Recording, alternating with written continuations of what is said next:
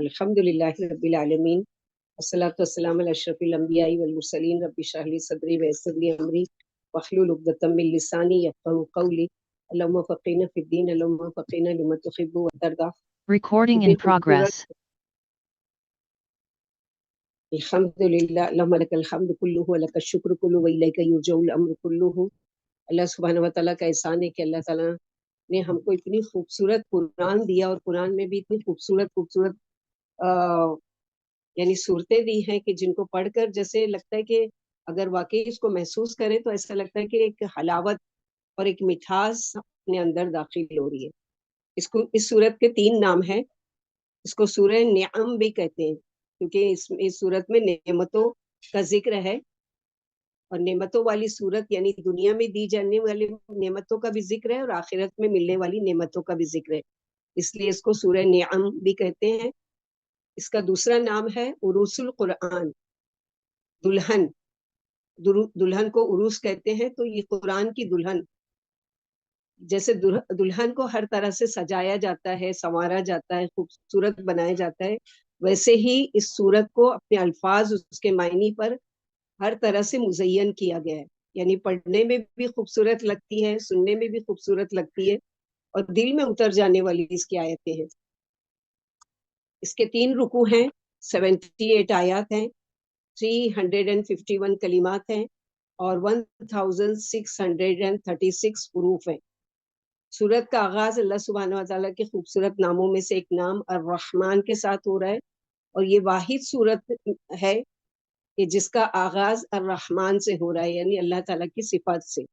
और ये सूरत में अल-कमर की तरह लफ्ज जलाला नहीं है, जैसे सूरह अल-कमर में लफ्ज अल्लाह नहीं था, तो इस सूरह में भी लफ्ज अल्लाह नहीं आया है।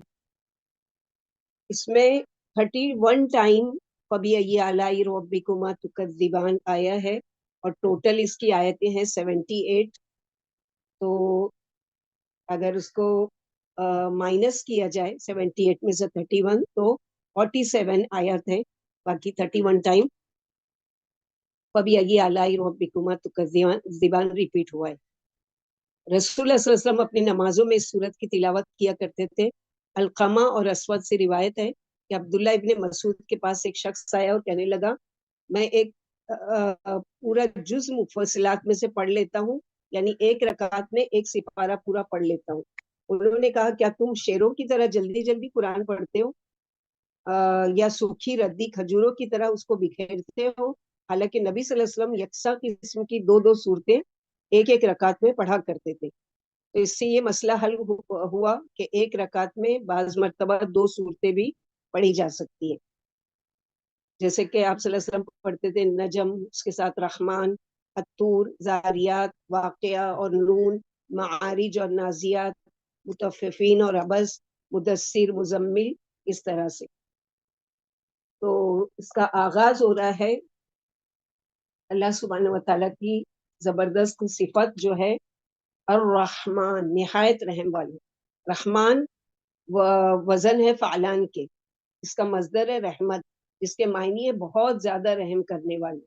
अल्लाह ताला में इस सिफत की कसरत पाई जाती है, ये खास अल्लाह ताला का नाम है और किसी के लिए जायज नहीं है कि वो अपने आप को महज इस नाम से पुकारे या पुकारा जाना पसंद करे। बाज मुहद्दिसीन ने कहा है कि दुनिया में उमूमन रहमत के एतबार से रहमान है और ये रहमत मोमिन और काफिर दोनों के लिए आम है, लेकिन आखिरत में खास तौर पर अपने फर्माबरदार बंदों पर रहमत के एतबार से अल्लाह ताला रहीम होंगे। रहमान दुनिया में तमाम लोगों के लिए और खास रहमत रहीम की जो होगी वो मोमिनों के लिए क़यामत के दिन। अल्लाह ताला अपनी ज़ात व सिफ़ात में बेमिसाल है। रहमत लफ्ज़ के मायने तो मालूम है, लेकिन कैफियत के अदराज से मखलूक आजिज़ है। जैसे कि हम लोग रोज़ाना सूरह फातिहा में पढ़ते हैं अल्हम्दुलिल्लाहि रब्बिल आलमीन अर्रहमानिर रहीम। ये सिफात जो रहमत के तमाम मायने और रहम की जुमला कैफियत को बयान करती है, अल्लाह ताला ने 2 बार एक मुस्तकिल आयत की सूरत में बयान फरमाई है, ताकि इन सिफात के ज़रिए मुकम्मल रुबूबियत की एक वाज़ेह सिफत की ताकीद हो और खालिक व मखलूक के दरमियान दायमी ताल्लुक ज़ाहिर हो जाए। ये रहमत और रियायत का ऐसा ताल्लुक है जो हम्द व सना का मुस्तहिक है। अल्लाह ताला का अपने बंदे के साथ एक मुस्तकिल ताल्लुक है जो मवद्दत पर कायम है, मोहब्बत पर कायम है, क्योंकि उसकी हम्द बेकरां رحمت کا فطری رد عمل ہے۔ کفار مکہ نے اللہ تعالیٰ کے اس اسم کا انکار کیا تھا، تو اللہ تعالیٰ نے ارشاد فرمایا وَهُمْ يَكْفُرُونَ بِالرَّحْمَنِ قُلْ هُوَ رَبِّي لَا إِلَٰهَ إِلَّا هُوَ عَلَيْهِ تَوَكَّلْتُ وَإِلَيْهِ مَتَابِ، سورہ رعد آیت نمبر 30۔ اور یہ لوگ رحمان کو نہیں مانتے، آپ ان سے کہہ دیجئے کہ وہی رحمان میرا رب ہے، اس کے سوا کوئی معبود نہیں ہے، میرا اسی پر بھروسہ ہے اور وہی میری پناہ گاہ ہے۔ گویا اللہ تعالیٰ کے کسی اسم یا صفت کے انکار سے ایمان بالکل ختم ہو جاتا ہے اور انسان کفر کے درجے پر پہنچ جاتا ہے۔ یعنی تمام صفات کو اگر اللہ تعالیٰ کی وہ مان رہا ہے اور کسی ایک صفت کا اگر وہ انکار کر رہا ہے تو گویا کہ کیا کر رہا ہے، وہ کفر کے درجے پر پہنچ جاتا ہے۔ ابن عباس رضی اللہ تعالیٰ عنہ کا قول ہے کہ اللہ تعالیٰ کے کسی اسم یا صفت کا انکار ہلاکت و تباہی کا سبب ہے۔ تفسیر ابن جریر الطبری میں ہے کہ جب قریش مکہ نے نبی صلی اللہ علیہ وسلم سے رحمان کا ذکر سنا تو انہوں نے رحمان کا انکار کر دیا، تب اللہ تعالیٰ نے ان کے بارے میں یہ آیت نازل کی، سورہ رعد آیت 30، وَهُمْ يَكْفُرُونَ بِالرَّحْمَنِ۔ حضرت ابو ہریرہ رضی اللہ عنہ سے روایت ہے کہ رسول اللہ صلی اللہ علیہ وسلم نے فرمایا لما خلق اللہ الخلق كتب في کتابی فهو عنده فوق العرش ان رحمتی تغلب غضبی۔ جب اللہ تعالیٰ نے مخلوق کو پیدا کیا تو اس نے اپنی خاص کتاب میں جو اس کے پاس عرش پر ہے لکھ دیا کہ میری رحمت میرے غصے پر غالب ہوگی۔ اسے بخاری نے روایت کیا ہے۔ اللہ تعالیٰ نے یہاں اسم الرحمن کو اپنے ذاتی نام سے تعبیر کیا ہے جس میں اور کوئی شریک نہیں ہے۔ مسلمہ کذاب کو اس کے پیروکار رحمان الیمامہ کہہ کر پکارتے تھے، مگر محض اسلام سے مذاق اور استہزاء کی خاطر، جو اتنا بڑا جھوٹ تھا کہ اس کے نام کے ساتھ ہمیشہ کے لیے لفظ کذاب جھوٹ لگ گیا۔ سلامتی کے لیے الرحمن کی نام کی صفات سے ہم دعا کر سکتے ہیں، اللہم انی اسألک بانک انت الرحمن الرحیم اللطیف الخبیر ان تعافنی۔ اے اللہ، میں آپ سے اس ذریعے سے سوال کرتی ہوں کہ آپ رحمان اور رحیم اور لطیف و خبیر ہیں، کہ مجھے سلامتی نصیب کیجیے۔ تو لوگوں کو رٹنے کے لیے یہ نہیں کہ رحمان کی رحمت چاہتے ہو تو اتنی مرتبہ یہ پڑھ لو اور وہ کر لو، بلکہ اللہ تعالیٰ کا نام استعمال کر کے اللہ تعالیٰ کی صفات کا بیان اور صفات کے ذریعے سے سوال کرنا اللہ تعالیٰ سے۔ تو اللہ سبحانہ و تعالیٰ کی رحمت کا ہی یہ ہے ایک شکل کہ رحمان جو سب سے افضل، قرآن ساری تعلیم سے افضل اور انسان ساری مخلوق سے افضل، جس کا ایک کے بعد ایک ذکر کیا گیا ہے۔ تو الرحمن نہایت مہربان، اور علم القرآن، اس نے قرآن کی تعلیم دی ہے۔ پچھلی صورت میں سورہ قمر میں پڑھ چکے وَلَقَدْ يَسَّرْنَا الْقُرْآنَ، ہم نے قرآن کو نصیحت کے لیے بہت آسان کر دیا ہے کوئی جو نصیحت حاصل کرنے والا ہو۔ یہاں فرمایا کہ رحمان نے اس قرآن کو سکھایا ہے جو انتہائی مہربان ہے۔ تو جس تعلیم کی دراصل رحمان کی رحمت کا نمونہ ہے، اور جس تعلیم کو سکھانے والے یعنی اللہ سبحانہ و تعالیٰ اس قرآن کو سکھایا جو انتہائی مہربان ہے، تو جس چیز کا سکھانے والا انتہائی مہربان ہو تو وہ چیز کیسے مشکل ہو سکتی ہے۔ اس کی تعلیم دراصل رحمان کی رحمت کا نمونہ ہے۔ اس کتاب کا بندے کا ہدایت کے لیے نازل کیا جانا سراسر اللہ کی رحمت ہی ہے۔ تو علم القرآن، اس نے قرآن کی تعلیم دی ہے، یہ اللہ کی سب سے بڑی رحمت کی علامت ہے، اس لیے سب سے پہلے اس کا ذکر کیا اپنی رحمت کے فوراً بعد۔ اگر ہم چاہتے ہیں کہ ہم پر اللہ کی رحمت ہو تو جتنا چاہتے ہیں اتنا قرآن کے ساتھ تعلق بڑھا لیں، اور قرآن سے دور تو اللہ کی رحمت سے بھی دور۔ تو کیا یعنی سیکھتے ہیں قرآن سے کہ قرآن کا پڑھنا، اس کا سمجھنا، اس پر عمل کرنا، اس کو آگے سکھانا، کیونکہ اللہ کے نبی صلی اللہ علیہ وسلم نے فرمایا قال رسول اللہ صلی اللہ علیہ وسلم خیرکم من تعلم القرآن وعلمہ۔ علم یعلم، علم یعنی تھوڑا تھوڑا کر کے آہستہ آہستہ سکھانا، لمبے عرصے تک سکھانا۔ تمام تعلیم میں سب سے افضل جو علم سیکھنا ہے وہ قرآن کا علم ہے۔ سب سے پہلے جبریل علیہ السلام کو اللہ تعالیٰ نے سکھایا، ان سے آپ صلی اللہ علیہ وسلم کو نے سیکھا، پھر آپ صلی اللہ علیہ وسلم نے صحابہ کرام کو سکھایا، انہوں نے تابعین کو، انہوں نے تبع تابعین کو، ان کے بعد یہ سلسلہ چلتے چلتے ہم تک پہنچا۔ تو ہم جو سیکھ رہے ہیں کیا ہم اس کو اپنے تک ہی محدود رکھیں گے؟ نہیں، اس کو آگے بھی پہنچانا ہے، اور یہ ہم سب کی ذمہ داری ہے تاکہ اس سنت پر عمل کیا جا سکے، اور آگے پہنچانے کے لیے ایکسٹرا محنت کرنی پڑے گی. تو اس کے پڑھنے کی کئی صورت ہو سکتی ہے، کبھی تلاوت کر کے، کبھی نماز میں پڑھ رہے ہیں، کبھی اس کو لکھ رہے ہیں، کبھی سب مل کر اجتماعی طور پر غور و تدبر کر رہے ہیں جیسے کہ کلاس میں ہوتا ہے، کبھی حفظ کر رہے ہیں جیسے کہ آپ لوگوں نے بہت ساری صورتیں اور آیتیں حفظ کی ہیں. تو یہ کام کوئی معمولی کام نہیں ہے. یہ کنیکشن ہمارا کبھی بھی کمزور نہیں پڑنا چاہیے. روزانہ کسی نہ کسی شکل میں اس سے تعلق ہونا چاہیے کہ یہ عظیم نعمت ہے اللہ تعالیٰ کی، علم. اور جس کا اس کا معنی یہ نہیں ہے کہ ہم لوگوں نے مثلا ایک مرتبہ اپنے قرآن کو پورا کر لیا اور ہم یعنی اسکالر بن گئے، اب ہم کو مزید سیکھنے کی ضرورت نہیں. گود سے گور تک سیکھنے کی ضرورت ہے. انسان جب پیدا ہوتا ہے تو کچھ نہ کچھ سیکھتا ہے. سب سے پہلے کچھ بول نہیں پاتا، لیکن وہ ماں کی چھاتی سے دودھ کیسے سک کرنا ہے وہ سیکھتا ہے. تو وہاں سے علم اس کی شروعات ہوتی ہے. اور انسان قبر میں جانے تک کا اگر اس کا سینس باقی ہے اور اس کی ذہنیت باقی ہے تو وہ مرتے دم تک اس کام کو سیکھتا چلا جاتا ہے. تو یہ علم کوئی معمولی علم نہیں ہے. دنیا کے سارے علوم اگر آپ سیکھ لیں تو آپ دنیا کی اعتبار سے اسکالر بن سکتے ہیں، لیکن اگر آپ قرآن کے علم سے غافل ہیں، جاہل ہیں، تو سمجھو کہ آپ نے کچھ بھی نہیں سیکھا. قرآن کی نظر میں اور اللہ کی نظر میں جاہل ہے وہ جو قرآن کا علم حاصل نہ کرے. تو اللہ اپنی رحمت و شفقت کی خبر دے رہے ہیں. اس نے اپنی بندوں کے لیے قرآن اتارا اور اپنی مہربانی سے اس کو سمجھنا اور یاد کرنا آسان کر دیا. جہاں اس نے جسمانی تربیت دی وہاں روحانی تربیت سے بھی نوازا. پھر انسان کو اس نے پیدا کیا اور اس نے قوت گویائی عطا فرمائی، یعنی خلق الانسان. اللہ تعالیٰ نے دراصل انسان کو پیدا کیا تو یہ اس کی ذمہ داری تھی کہ اپنی مخلوق کی پھر رہنمائی بھی کرے. خالی پیدا کر کے چھوڑ نہیں دیا، اپنی مخلوق کو یہ بتائے کہ اس کے لیے پسندیدہ کام کون کون سے ہیں.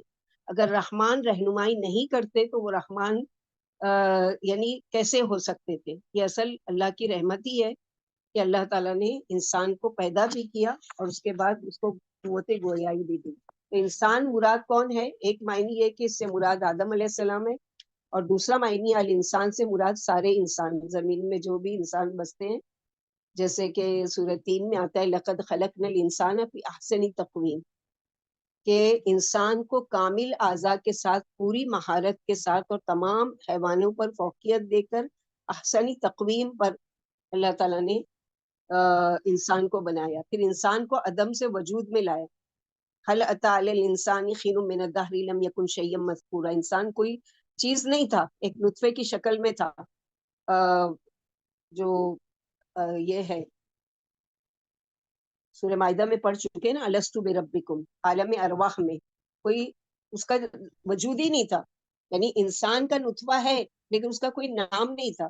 تو اللہ تعالیٰ نے اس کو وجود دے کر اس کو نام بھی دیا. تو فرشتے پہلے آئے، بعد میں جنوں کو بھیجا اور آخر میں انسان. خلق انسان میں دونوں چیزیں آ جاتی ہیں، بیٹے بھی بیٹی بھی. اور انسان کو اللہ نے اس طرح عزت بخشی کہ باقی تمام چیزیں انسان کے استعمال کے لیے بنائی، اور انسان کو بنایا اپنی عبادت کے لیے. جیسے سورہ ذاریات میں ہم لوگ پڑھتے ہیں وما خلقت الجن والانس الا لیعبدون، کہ انسان کو ہم نے پیدا کیا کہ انسان اور جن دونوں کو پیدا کرنے کا مقصد کیا ہے کہ وہ ایک اللہ کی عبادت کرے. اس کے بعد اللہ سبحانہ و تعالیٰ ایک عظیم نعمت کا ذکر کر رہے ہیں، علمہ البیان، اس کو بولنا سکھایا. زبان انسان کے عقل کی ترجمانی کرتی ہے کہ بولتے ہوئے وہ کتنا عقل مند ہے سمجھ میں آتا ہے. سب سے زیادہ جس کا ہم کو خیال رکھنا چاہیے وہ زبان ہے، قوت گویائی، کہ اس کا کیسے صحیح استعمال کریں گے. اور نہ صرف یہ کہ پھر بولنا سکھایا بلکہ مختلف زبانیں دنیا کی، بعض کو ہم سمجھ لیتے ہیں بعض کو ہم نہیں سمجھ پاتے. مثلا ہماری لینگویج اردو ہے، عربی کچھ سمجھ سکتے ہیں، ہندی سمجھتے ہیں، مراٹھی سمجھتے ہیں، انگلش سمجھتے ہیں.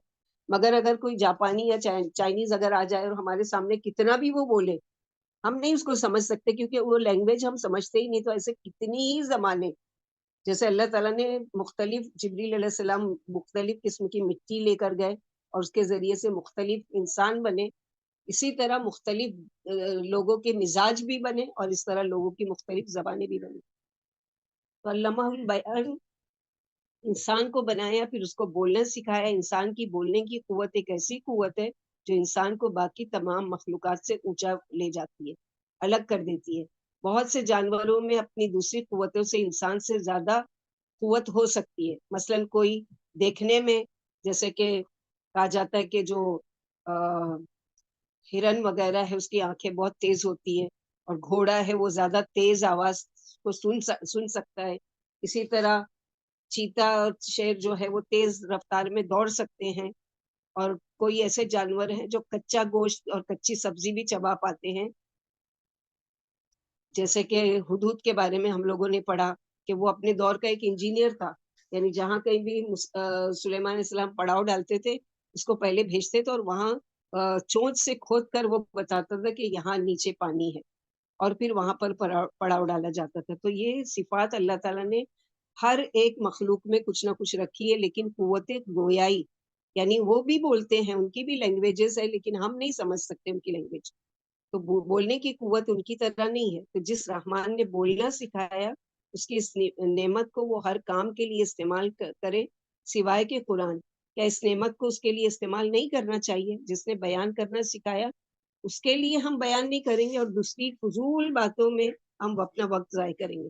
بیان انسان کے دل کے اندر کی خیر جو مدعا ہوتا ہے وہ بیان کرتا ہے، یعنی اس کے دل میں کیا ہے، اس کے ذہن میں کیا چل رہا ہے، جب وہ منہ کھولتا ہے تو سمجھ میں آتا ہے۔ بھلائی برائی خیر شر میں فرق کرنا، یہ سب عقل فہم تمیز الگ کرتی ہے۔ جو وضو آسانی کے ساتھ استعمال ہوتا ہے وہ بولنا ہے، یعنی جس کو ہم آسانی سے ہلا سکتے ہیں، اور زبان جو اللہ تعالیٰ نے دی بیان کرنے کی گویائی دی، پورے جسم میں یہی ایک وضو ایسا ہے جس میں ہڈی نہیں ہے، اور اس کو نرم بنایا تو اس کی نرمی کا بھی ذکر کیا کہ اس طرح سے اس کو، یعنی کس طرح سے اللہ سبحانہ و تعالیٰ کی رضا و خوشنودی کے لیے بیان کرنا، کیونکہ من سمتا نجا، جس نے خاموشی اختیار کری اس نے نجات پائی۔ تو یا تو اچھے بول بولے اور یا خاموش رہے، کیونکہ خاموش رہنا بھی ایک عبادت ہے۔ کہ مثلاً یہ کہ بہت سے لوگ ایسے ہوتے ہیں جو ہم لوگوں کو ملتے ہیں، اب اتنا بات کرتے ہیں، اتنا بور کرتے ہیں، تو انسان سوچتا ہے کہ کاش کے یہ فون رکھ دے، یا کاش کے یہ بس اب چپ رہ جائے۔ تو سوچ سمجھ کر بولنا، اور وقت ضرورت کے حساب سے بولنا، موقع محل کی مناسبت سے بات کرنا، یہ ساری چیزیں انسان کو اللہ سبحانہ و تعالیٰ نے سکھائی ہے بات کرنے کی۔ اس کے بعد اللہ سبحانہ و تعالیٰ کی جو نعمت ہے، الشمس والقمر بحسبان، اسی طرح چاند اور سورج ایک حساب کے پابند ہیں، حساب کے ساتھ چل رہے ہیں، یعنی ایک زبردست قانون کے مطابق، جس سے یہ عظیم الشان سیارے بندھے ہوئے، دن تاریخ صبح و شام اور موسموں کا حساب کتاب، یہ سب سورج کے طلوع اور غروب ہونے کے جو اوقات مقرر ہیں ان میں کبھی کوئی تبدیلی نہیں ہوتی۔ اسی طرح چاند کا بھی بڑھنا اور گھٹنا اور مختلف اندازے پر طلوع ہونا، یہ سب کچھ ایک حساب کے ساتھ ہو رہا ہے۔ ان سب کی رفتار میں اے انسان تیرا کوئی دخل نہیں ہے، اس کے مطابق یعنی اللہ تعالیٰ کے حکم کے مطابق وہ سارے کام کر دیں، یعنی انسان کے اختیار میں نہیں دیا ہے کہ وہ جب چاہے اپنی مرضی سے سورج کو نکال لے۔ اگر یہ کنٹرول دیتے تو یعنی کوئی ڈسپلین ہی قائم ہی نہیں رہ سکتا تھا، لیکن اللہ سبحانہ و تعالیٰ نے اس ساری چیزوں کا حساب بھی اپنے ہاتھ میں رکھے۔ حسبان چونکہ حساب سے ہے، اور حساب کے کئی معنی لیے گئے ہیں، جیسے 4 معنی ہم لوگ پڑھیں گے۔ نمبر ایک معنی یہ ہے کہ ایک مقرر مدت تک کے حساب سے، یعنی سورج اور چاند کی ایک مدت، اس کے بعد ان کا نور لے لیا جائے گا اور قیامت قائم ہو جائے گی۔ دوسرا معنی بحسبان کا یہ ہے دن رات کا نظام چلانے کے لیے، حساب کتاب کے لیے، جیسے کہ ہمارا کیلنڈر اسی حساب کے متعلق ہے۔ مجاہد کا ایک قول یہ بھی ہے کہ ان کا دور یعنی گھومنا، کہ یہ دونوں اس طرح گھومتے ہیں جیسے چکی کا پارٹ گھومتا ہے۔ اور چوتھا حسبان کا ایک معنی یہ ہے کہ اندازے سے چلنا، یعنی سورج اور چاند ایک اندازے کے مطابق جب سے پیدا کیے گئے ہیں مسلسل چل رہے ہیں، مگر یہ نہیں کہ آپس میں مقابلہ کریں آگے بڑھنے کے لیے، اور ایک وقت آئے گا کہ ان کو رک جانے کا حکم دیا جائے گا اور وہ رک جائیں گے۔ اور سورج تو اپنی اس حالت میں ہوتا ہے، مگر چاند گھٹتا بڑھتا رہتا ہے۔ اس سے دن، مہینے، عبادات، رمضان کب شروع ہوگا، حج کا مہینہ کب ہوگا، اب کون سا مہینہ چل رہا ہے، اس طرح عدت، بیوہ کی طلاق شدہ کی، اسی طرح اسلامی کیلنڈر کے مطابق، اور سورج کے ذریعے نمازوں کے اوقات، چاند کے ذریعے مہینوں کے معلومات، اور سورج کے ذریعے کیا ہے؟ نمازوں کے اوقات۔ نبی صلی اللہ علیہ وسلم نے فرمایا اللہ کے بہترین بندے وہ ہیں جو اللہ کا ذکر کرنے کے لیے سورج، چاند، ستاروں اور سایہ دار چیزوں کو ملحوظ رکھتے ہیں۔ یعنی مثلا ہم لوگ بھی انتظار کرتے ہیں نا کہ ابھی فجر کے بعد سورج طلوع ہوا، اب اس کے 15 منٹ کے بعد ہم اشراق پڑھیں گے۔ اسی طرح سورج تھوڑا چڑھ گیا تو اب یہ چاشت کا ٹائم ہو گیا، تو یہ ساری چیزیں ہم لوگ کس کے ذریعے سے؟ سورج کے ذریعے۔ تو سبحان اللہ، اللہ تعالیٰ نے نہ صرف قرآن کو نازل کیا بلکہ قرآن کے مطابق عمل کرنے کی بھی ساری چیزیں، ساری قوت اور ساری چیزیں ہم لوگوں کو سکھائی۔ اور اللہ سبحانہ و تعالیٰ نے اس کے علاوہ جو ذکر کیا ہے کہ یعنی سورج چاند ایک باقاعدہ نظام کے ساتھ ایک دوسرے کے پیچھے گردش کر رہے ہیں اور اپنے اپنے مقررہ حساب سے دوڑ رہے ہیں، نہ ان میں اختلاف پیدا ہوتا ہے نہ اضطراب، نہ سورج چاند سے آگے بڑھے اور نہ سورج پر غالب آئے، اور نہ چاند سورج پر غالب آتا ہے، جیسے کہ سورہ یاسین آیت نمبر 40 میں پڑھ چکے، لَلشَّمْسُ يَنبَغِي لَهَا، نہ سورج چاند کو پکڑ سکتا ہے اور نہ رات دن پر سبقت کر سکتی ہے، ہر ایک اپنے اپنے فلک میں گردش کر رہا ہے۔ اور سورہ انعام میں پڑھ چکے آیت نمبر 96، فالق الاصباح، اللہ ہی صبح صادق کو نمودار کرنے والے ہیں، اور اسی نے رات کو تمہارے لیے سکون آرام کا سبب بنایا، اور اسی نے سورج اور چاند کا ایک مقررہ نظام رکھا ہے، یہ بڑے علم والے اور غالب اللہ کا مقرر کیا ہوا اندازہ ہے۔ اسی طرح اللہ سبحانہ و تعالیٰ ستاروں کا بھی ذکر کر رہے ہیں کہ وَالنَّجْمُ وَالشَّجَرُ يَسْجُدَانِ، اور تارے اور درخت سب سجدہ ریز ہیں۔ نجم ہمارے تارے کے لیے استعمال ہوتا ہے، مگر عربی میں پودوں اور بیل بوٹوں کے لیے بھی استعمال ہوتا ہے۔ یعنی ہمارے لینگویج میں تو نجم یعنی کیا ہے؟ ستارے، لیکن عربی لینگویج میں پودوں اور بیل والی جو کلائمبر ٹریز ہوتے ہیں اس کے لیے بھی استعمال ہوتا ہے، جن کا تنا نہیں ہوتا، بیلوں والے پھول اور پھلوں کے پودے، یعنی جس طرح درخت زمین کا حسن ہے اسی طرح تارے آسمان کا حسن ہے، اور یہ جھکے ہوئے ہیں، کیونکہ جب ستارہ ڈوبنے لگتا ہے اور چاند بے نور ہو جاتا ہے اور سورج نکل آتا ہے تو گویا ایک طرح سے وہ جھک جاتے ہیں۔ اور نجم چونکہ اگر بیلیں لیا جا رہا ہے تو بیلیں بھی کیا ہوتی ہے؟ کلائمبر، جھکی بھی ہوتی ہیں، لٹک رہی ہوتی ہیں اپنے چھتوں پر اور سجدہ ریز ہوتی ہیں۔ اسی طرح کئی ایسے درخت کو دیکھا ہوگا کہ جن کو باقاعدہ سجدہ کرتے ہوئے دیکھا گیا، تو اللہ سبحانہ و تعالیٰ یعنی ستارے اور درخت اللہ کو سجدہ کرتے ہیں۔ فرمایا سورہ حج آیت نمبر 18 میں، الم تر ان اللہ یسجد من فی السماوات والارض، کیا آپ نے دیکھا نہیں کہ اللہ کو تمام آسمان و زمین والے سورج، چاند، ستارے، پہاڑ، درخت، چوپائی اکثر لوگ سجدہ کر رہے ہیں، اور اللہ سبحانہ و تعالیٰ کے لیے ہر مخلوق سجدہ کر رہی ہے، اور ان کو کہنے کی ضرورت نہیں ہے، بلکہ اللہ سبحانہ و تعالیٰ نے ایک سسٹم ان میں ڈال دیا، اور اس کے سسٹم کے مطابق وہ اپنی رفتار میں اپنے طور پر عبادت کر رہے ہیں۔ کچھ ہے رینگنے والے جو زمین سے لگے ہوئے اللہ کے لیے عاجزی، کچھ ہے کہ وہ چوپائے بنا دیے کہ وہ آلریڈی جھکے ہوئے ہیں۔ اس طرح سے اللہ سبحانہ و تعالیٰ نے ہر طرح کے ستاروں کو بھی اور درختوں کو بھی، کئی دفعہ اگر آپ لوگ گھومنے کے لیے گئے ہوں گے تو کوئی ایسی جگہ دیکھے ہوں گے کہ کچھ درخت بالکل لٹرلی جیسے کہ سجدے میں گرے ہوئے یا رکوع کی حالت میں ہے، تو یہ کون ہے جو رحمان کے علاوہ جو ان چیزوں کو ان کی صفات کے مطابق ان کو سسٹم پر لگا دیا، لیکن انسان کو اللہ تعالیٰ نے ایک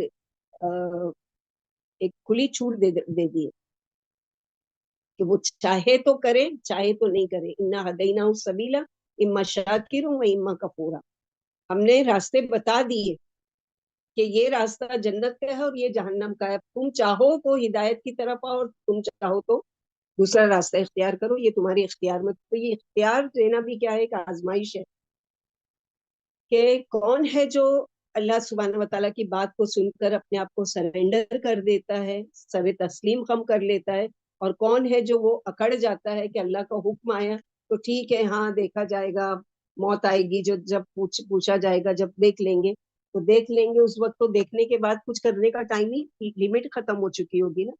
آج دیکھنے کے بعد اصلاح کا موقع ہے، آج اللہ کے لیے جھک جاؤ، اللہ کے احکامات کے آگے جھک جاؤ، اپنی اکڑ ختم کرو، اپنے مسلک اور اپنی اس ساری چیزوں کو چھوڑ کر اصل دین کی طرف آ جاؤ کہ اللہ سبحانہ و تعالیٰ نے جو رسول بھیجا جن کی باتیں ساری اوتھینٹک ہے ان کو سر چشم خم مان لینے میں کوئی عاجزی یا کوئی انسلٹ نہیں ہے، بلکہ اللہ کے لیے جو عاجزی اختیار کرتا ہے اللہ تعالیٰ اس کو بلندی عطا فرماتے ہیں۔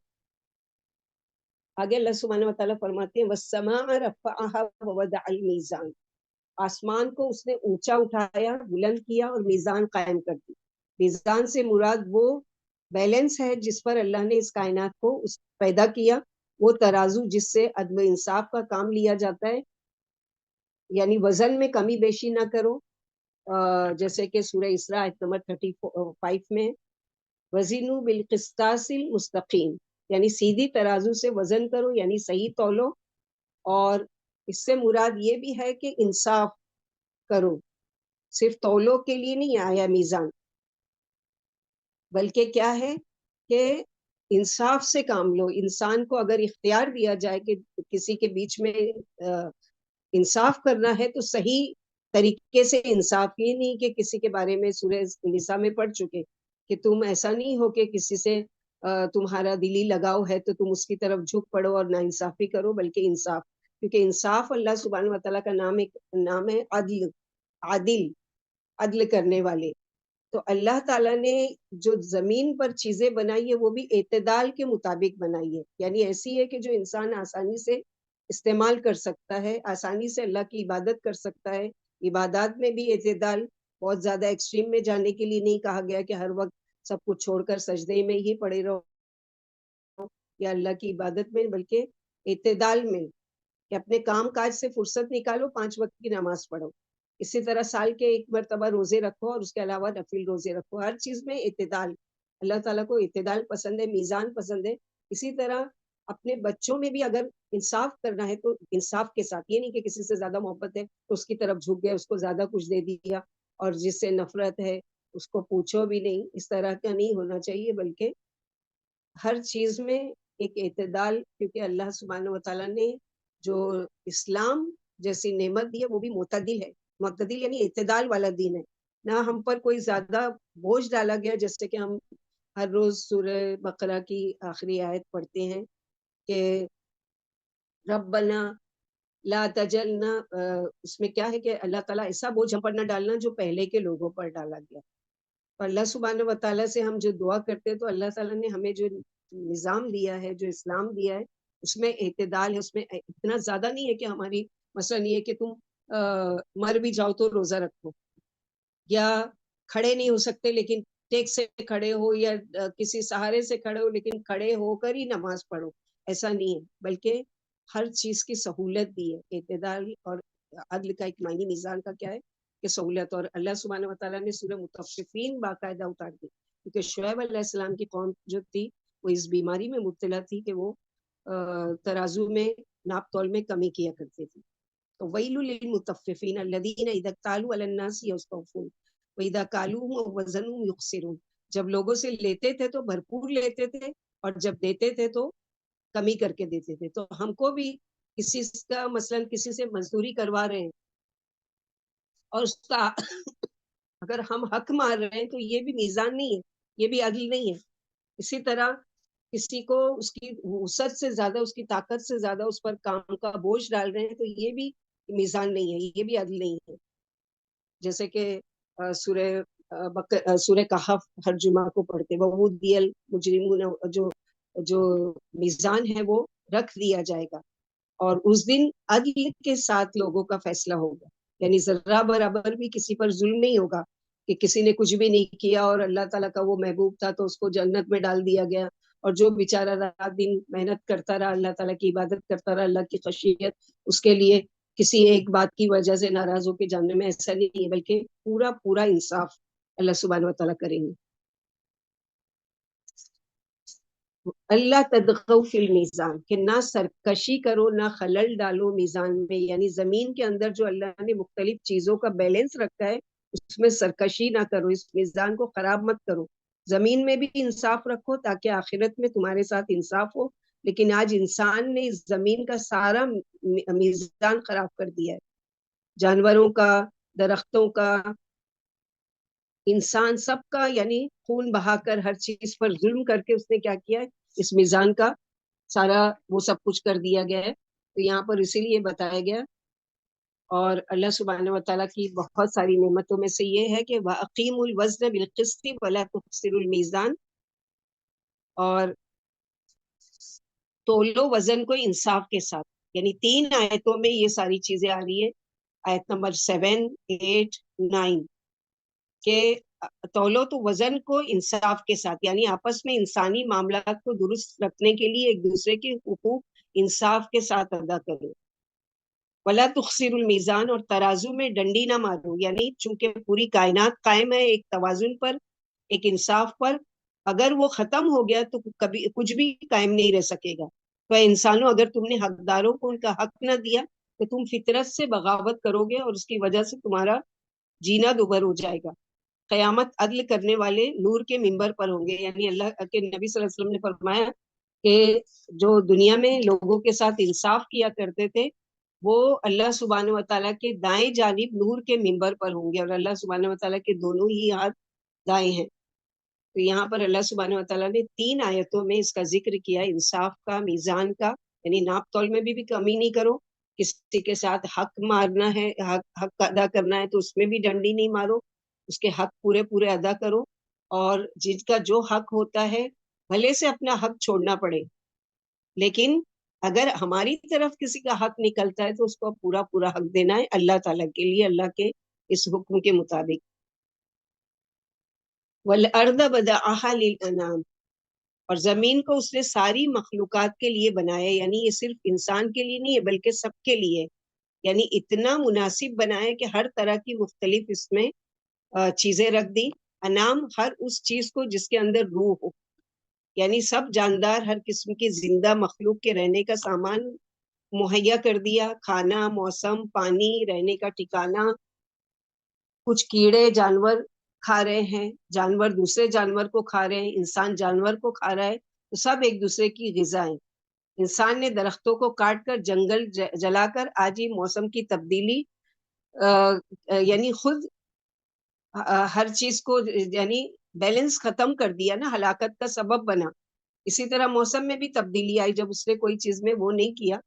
تو اللہ سبحانہ وتعالیٰ یہاں پر بیان کر رہے ہیں آیت نمبر 11 میں کہ وَالْأَرْضَ وَدَأَهَا لِلْأَنَامِ، کہ اللہ سبحانہ وتعالیٰ نے انام مختلف زبانوں والے، یعنی اللہ تعالیٰ نے جاندار یعنی ایسے بنائے، آسمان بلند کیا، اسی طرح زمین بچھا دی اور اس میں سر بفلک پہاڑوں کی میخیں ٹھوک دی تاکہ جاندار اس پر چل سکے اور راحت سے زندگی بسر کر سکے. پھر انسان بھی مختلف شکل و رنگ کے، مختلف زبانوں والے زمین کے تمام گوشوں میں پھیلے ہوئے ہیں. فیہا فاکہۃ والنخل ذات الاکمام، فیہ فیہما، یعنی اس زمین کی بات ہو رہی ہے کہ اس زمین میں اللہ تعالیٰ نے کیا کیا کہ اس میں پھل ہیں، کھجور کے درخت ہیں خوشبو والی. کن کہتے ہیں کھجور پر چڑھا ہوا غلاف جو ہوتا ہے، اور کم کہتے ہیں آستین کو، تو ہاتھ کا غلاف. اس طرح پھلوں کو بھی اللہ نے ڈھانپ کر پیدا کی ہے، جیسے کیلے ہیں، سنترے ہیں، آم ہے، تربوز ہے، کس طرح حفاظت کی ہمارے کھانوں کی. مگر انسان خود کو ڈھانپ کر خوش ہوتا ہے. یعنی اللہ نے تو پھول کو حکم دیا ڈھکے ہوئے ہیں، اور انسان کو چوائس دی، عقل دی کہ اس نے اپنا لباس اتار پھینکا. اور کن وہ دانہ جس میں غذا پیک ہو، یعنی جو وہ دانہ جس کے اندر چھپا ہوا جیسے وہ ہوتا ہے. یعنی زمین سے مختلف قسم کے رنگوں، ذائقوں اور خوشبو والے پھل پیدا کر دیے، اور خوشے والی کھجوریں بھی. کھجور کو خاص طور پر اس لیے بیان کیا کہ اس سے پھلوں پر ایک گنا فوقیت حاصل ہے. یعنی یہی ایک ایسا پھل ہے کہ بغیر چھلکوں کے ڈائریکٹ آپ کھا سکتے ہیں. اس سے لوگ لگنے کے بعد سے خشک ہونے تک فائدہ اٹھاتے ہیں. اکمام گلیوں والا وہ ڈنڈا ہے جس پر پھل آتے ہیں. اس سے لوگ لگنے کے اس سے اسی پر خوشے بنتے ہیں، پھر پھٹ کر پھل بنتے ہیں، پھر گدرا کر تر اور پک کر خشک کھجوریں بن جاتی ہے. کھجور کا درخت بالکل سیدھا ہوتا ہے جو تھوڑی سی زمین گرتا ہے، اس لیے یہ بے ضرر بھی ہے. اور بہت خوبصورت لگتے ہیں. مدینہ اگر کبھی گئے ہوں اور اس کے باغات دیکھے ہوں تو اتنے خوبصورت اس کے ایک سائز کے اور ایک ڈسپلین کے ساتھ جھکی ہوئی اس کی شاخیں اور وہ, اور اللہ کے نبی صلی اللہ علیہ وسلم کی بہت مرغوب غذا تھی یہ کھجور. اور ان لوگوں کا تو گزارا ہی گویا کھجور پر ہوتا تھا. جیسے کہ اللہ کے نبی صلی اللہ علیہ وسلم نے فرمایا کہ جس گھر میں کھجور نہیں گویا کہ وہ بھوکا ہے. یعنی کہ بھوکا ہے اس کا مطلب ہی نہیں کہ ساری چیزیں کھا لیتا ہے, اس کا پیٹ نہیں بھرتا. مثلاً یہ ہے کہ اس کو وہ انرجی نہیں ملتی, کیونکہ اللہ سبحانہ و تعالیٰ نے اس کھجور میں بہت سارے وٹامنس رکھے ہوئے کہ اس کے اندر فائبر ہے, اس کے اندر لوہا ہے, اس کے اندر وٹامنس ہیں بہت سارے. اور اسی کے لیے کہ اگر انسان کچھ نہ بھی کھائے اور کھجور ہی کھا لے تو اللہ سبحانہ و تعالیٰ نے اس میں بہت ساری غذائیت رکھی ہے. اور سحری میں سے بہترین کھانا کیا ہے؟ کھجور ہے. اللہ کے نبی صلی اللہ علیہ وسلم نے فرمایا جو تم سحری کھاتے اس میں بہترین چیز کیا ہے؟ کھجور ہے. اور اللہ کے نبی صلی اللہ علیہ وسلم اس کی غذائیت کے مطابق ہی بچہ جب پیدا ہوتا تھا تو اس کو اپنے تالو سے اس کو نرم کر کے اس کو تہنیک کہتے ہیں, یعنی بچے کے تالو پر لگایا جاتا ہے. یہ سنت کا طریقہ ہے نبی صلی اللہ علیہ وسلم کا.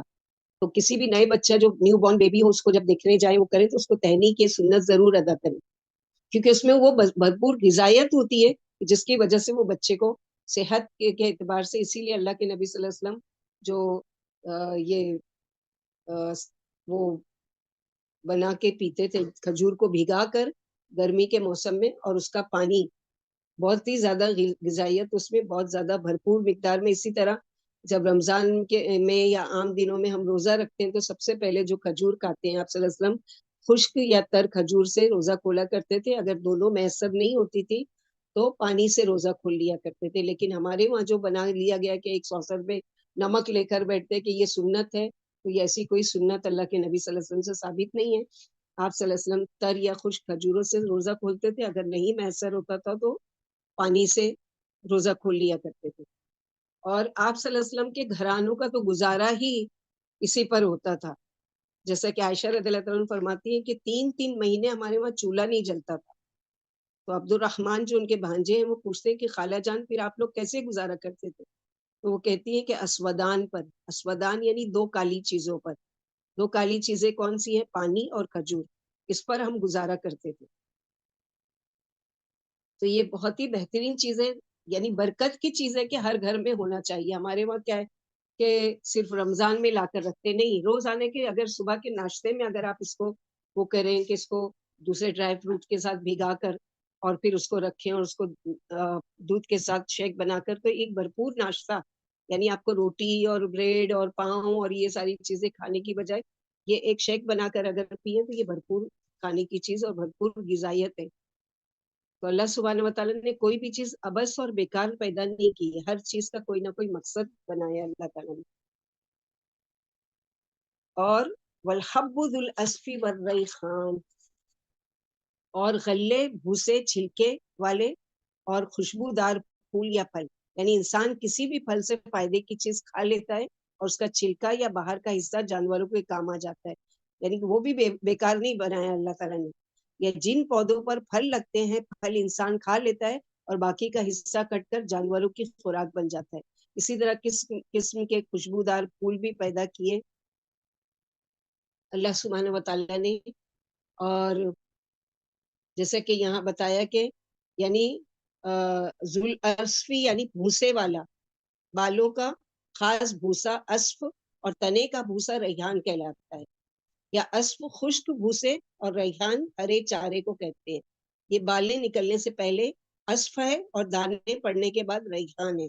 جیسا کہ مدینہ اگر جانے کا اتفاق ہوا ہو تو وہاں جب انٹری کرتے ہیں یا واپس آتے ہیں تو وہاں چھوٹے چھوٹے دباب کھڑے ہوتے ہیں. دباب یعنی ہمارے وہاں جیسے پک اپ کار وغیرہ ہوتی ہے, اس کے اوپر وہ دیہات کے خوشبودار پودینے اور یہ ریحان کا جو پودا ہوتا ہے وہ لے کر کھڑے ہوتے ہیں. تو عرب لوگ بہت خرید رہتے ہیں اس کو لا کے, جیسے ڈیکوریشن پیس کے طور پر اس میں رکھ دیتے ہیں گملے میں پانی ڈال کر, تو اس کا جتنے دن تک وہ ہرا ہوتا ہے اس میں بہت زیادہ خوشبو ہوتی ہے.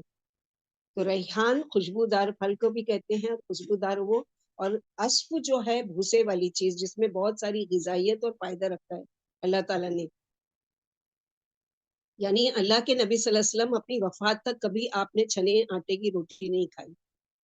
سہل بن سعد سے ہے کہ ہم لوگ حب یعنی دانے کو پیس لیا کرتے تھے اور اس میں سے جو بھوسے ایسی چیز جو ہمارے جسم کو مطلب ڈائجسٹ نہیں کر سکتی ہے اس کو پھونک مار کر اڑا دیا کرتے تھے اور اس کو ہم کھا لیا کرتے تھے بغیر چھنی ہوئی روٹی.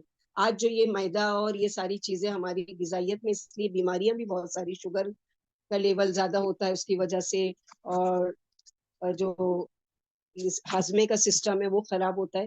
تو اللہ سبحانہ و تعالیٰ نے جس کا کھول کھول کر ایک ایک باریک چیز سوچ کر اور پڑھ کر حیرت ہوتی ہے کہ اللہ تعالیٰ چاہتے تو یہ کہہ دیتے ہم نے تمہارے لیے پودے بنائے اور درخت اگائے اور جانوروں کے لیے گھاس اگائے، کافی نہیں ہے. ایک ایک ریحان، عصف، یہ سب چیزیں بیان کرنے کا کیا مقصد ہے اللہ تعالیٰ کا؟ ابھی ائی آلائی ربکما تکذبان، تو بس اے جن و انس تم اپنے رب کی کن کن نعمتوں کو جھٹلاؤ گے، کس کس نعمت کا تم انکار کرو گے. اور کہ اللہ ہم کو تو یعنی پتہ ہی نہیں تھا کہ یہ سب کچھ بھی ہوتا ہے. یہ ساری چیز جن کا پیچھے ذکر ہوا یعنی ہماری زندگی کے لیے کتنا ضروری ہے، ان میں سے ایک بھی کام کرنے سے انکار کر دے تو ہمارا کیا ہوتا. کیونکہ ان ساری نعمتوں کے بارے میں تم سے سوال کیا جائے گا. یعنی یہ نعمتیں ایسے ہی نہیں ہے، یسألونک عن النعیم، تم سے اس نعمت کے بارے میں سوال کیا جائے گا. جابر رضی اللہ تعالیٰ فرماتے کہ ایک دن نبی صلی اللہ علیہ وسلم صحابہ میں تشریف لائے اور انہیں اول سے آخر تک سورہ رحمان پڑھ کر سنائی. صحابہ اکرام خاموش رہے. فرمایا تم سے تو جن ہی اچھے رہے. میں نے جن والی رات میں یہ سورت جنوں کو پڑھ کر سنائی. جب میں فبی ای آلائی ربکما تکذبان پڑھتا تو وہ جواب دیتے لا بشیء من نعمک ربنا نکذب فلک الحمد، اے ہمارے رب آپ کی کوئی ایسی نعمت نہیں ہے جس کو ہم تسلیم نہ کریں، لہٰذا آپ ہی کے لیے ہر طرح کی بڑائی ہے. ابن عمر رضی اللہ تعالیٰ نبی صلی اللہ علیہ وسلم نے سورہ رحمان پڑھی کہ آپ کے پاس پڑھی گئی. فرمایا کیا بات ہے، تم سے تو جنہوں نے ہی اس سورت کے رب کو اچھا جواب دیا. صحابہ نے پوچھا انہوں نے کیا جواب دیا؟ فرمایا جب میں نے فبی ای آلائی ربکما تکذبان پڑھی تو جنہوں نے جواب دیا لا بشیء من نعمک ربنا نکذب ولک الحمد. تو ہم کو بھی یہ آیت یعنی یہ دعا یاد کرنا چاہیے. اب 31 ٹائم تو نہیں پڑھ سکتے لیکن سورے کے اینڈ پر تو ضرور پڑھنا چاہیے. کہ اس میں سے چند ٹکڑا اگر ہم نے یاد کیا اور وہ پڑھ رہے ہیں اور اب پڑھنے کے بعد رکوع کر کے سجدے میں جا رہے تو سجدے میں دعا کریں کہ اللہ تعالیٰ ہم نے جتنی بھی نعمتوں کا آپ کا ذکر سنا، ہم کسی ایک نعمت کو بھی نہیں جھٹلاتے، ہم ساری ہی نعمتوں کے آپ کے یعنی اس کا اقرار کرتے ہیں. اللہ تعالیٰ اس کو ایکسیپٹ کرتے ہیں، اس کو مانتے ہیں. اور اللہ تعالیٰ یہاں پر یعنی تم سر سے پاؤں تک اللہ کی نعمتوں میں غرق ہو، کسی نعمت کے انکار کی گنجائش ہی نہیں ہے. پھر ہم وہی کیوں نہ کہیں جو مسلمان جنہوں نے کہا تھا کہ جیسے کہ ہم لوگوں نے ابھی پڑھا، اور اسماء رضی اللہ عنہ فرماتی میں نے نبی صلی اللہ علیہ وسلم سے آغاز رسالت میں جب کہ ابھی اسلام کا پوری طرح اعلان بھی نہیں ہوا تھا، سنا کہ آپ بیت اللہ میں رکن کی طرف نماز میں فبی ای آلائی ربکما تکذبان پڑھ رہے تھے اور مشرک اس کو غور سے سن رہے تھے. یعنی ان کو مزہ بھی آ رہا تھا اور بڑا اچھا لگ رہا تھا، لیکن وہی ہے نا کہ اپنی ہٹ درمی کی وجہ سے، اپنی ضد کی وجہ سے ان لوگوں نے اس چیز کو قبول نہیں کیا. پھر آگے اللہ تعالیٰ فرماتے ہیں خلق الانسان من صلصال کالفخار، اس نے انسان کو بجنے والی مٹی سے، جو کھنکنے والی مٹی سے بنایا، آگ میں پکی ہوئی مٹی. یعنی جو کمہار وغیرہ ہوتے ہیں وہ مٹی کو پہلے گھونتے ہیں، گھوننے کے بعد اس کو سڑاتے ہیں، سڑانے کے بعد وہ اس قابل ہوتی ہے کہ اس کو برتن بناتے ہیں. برتن بنانے کے بعد اس کو آگ پر تپاتے ہیں تاکہ وہ پکا ہو جائے، اور اس میں سے جیسے بجاؤ تو کیسے ٹن ٹن کی آواز آتی ہے. تو اسی طرح اللہ سبحانہ و تعالیٰ نے آدم علیہ السلام کو جب پیدا کرنے کا فیصلہ کیا تو پہلے اس کی مٹی گوندی گئی، اس کو 40 سال تک رکھا گیا. 40 سال کے بعد پھر اس میں جب سڑاند آ گئی، تھوڑی نرمی آ گئی، تھوڑی بدبو پیدا ہونے لگی، تو پھر 40 سال تک تو اس کو ٹھیکرے کی شکل میں رکھا. پھر 40 سال کے بعد آدم علیہ السلام کی تخلیق یعنی ان کا جسم بنایا گیا، تو گویا 120 سال تک کا اس حال میں رکھا، اور فرشتے آتے تھے اور دیکھتے تھے حیرت سے کہ اللہ سبحانہ وتعالیٰ کون سی مخلوق بنانے والے ہیں، کیونکہ ان کے وہ انجان تھے، جیسے کہ سورہ بقرہ میں پڑھ چکے وَإِذْ قَالَ رَبُّكَ لِلْمَلَائِكَةِ إِنِّي جَاعِلٌ فِي الْأَرْضِ خَلِيفَةً۔ جب اللہ تعالیٰ نے ان لوگوں کو اس کا یعنی خبر دی تو ان کو پتہ چلا کہ اللہ تعالیٰ کا کیا ارادہ ہے کہ انسان کو پیدا کرنے کا، تبھی ان لوگوں نے کہا وہاں پر کہ اگر آپ کا ارادہ یہ ہے تو کیا ہم نہیں آپ کی عبادت کے لیے، یعنی آدم بجنے والی مٹی سے اور جن آگ کے شعلے سے بنا، ایک حدیث میں فرشتے نور سے، جن آگ کے شعلوں سے، اور انسان اس سے پیدا کیا گیا جس کا تم سے ذکر کیا گیا، یعنی کھنکنے والی مٹی سے، اور اس کے بعد جو ہے نطفے سے، اور آج تک اس کی وہ چلی آ رہی ہے۔ وَخَلَقَ الْجَانَّ مِن مَارِجٍ مِّن نَارٍ، اور جنوں کو پیدا کیا شعلوں والی آگ سے۔ مارج کہتے ہیں آگ کی لپٹ کو، بھڑکتا ہوا شعلہ جس میں دھواں نہ ہو۔ پچھلی آیت میں انسان کی پیدائش کے مرحلے بتائے گئے، یعنی حالانکہ عربی جو قرآن میں ہے تراب بھی آیا ہے، تین بھی آیا ہے، اور تین لازب بھی آیا ہے، تو لیسدار گارا وہ گارا جو کافی دیر پڑا رہنے کی وجہ سے لیسدار ہو جائے، اور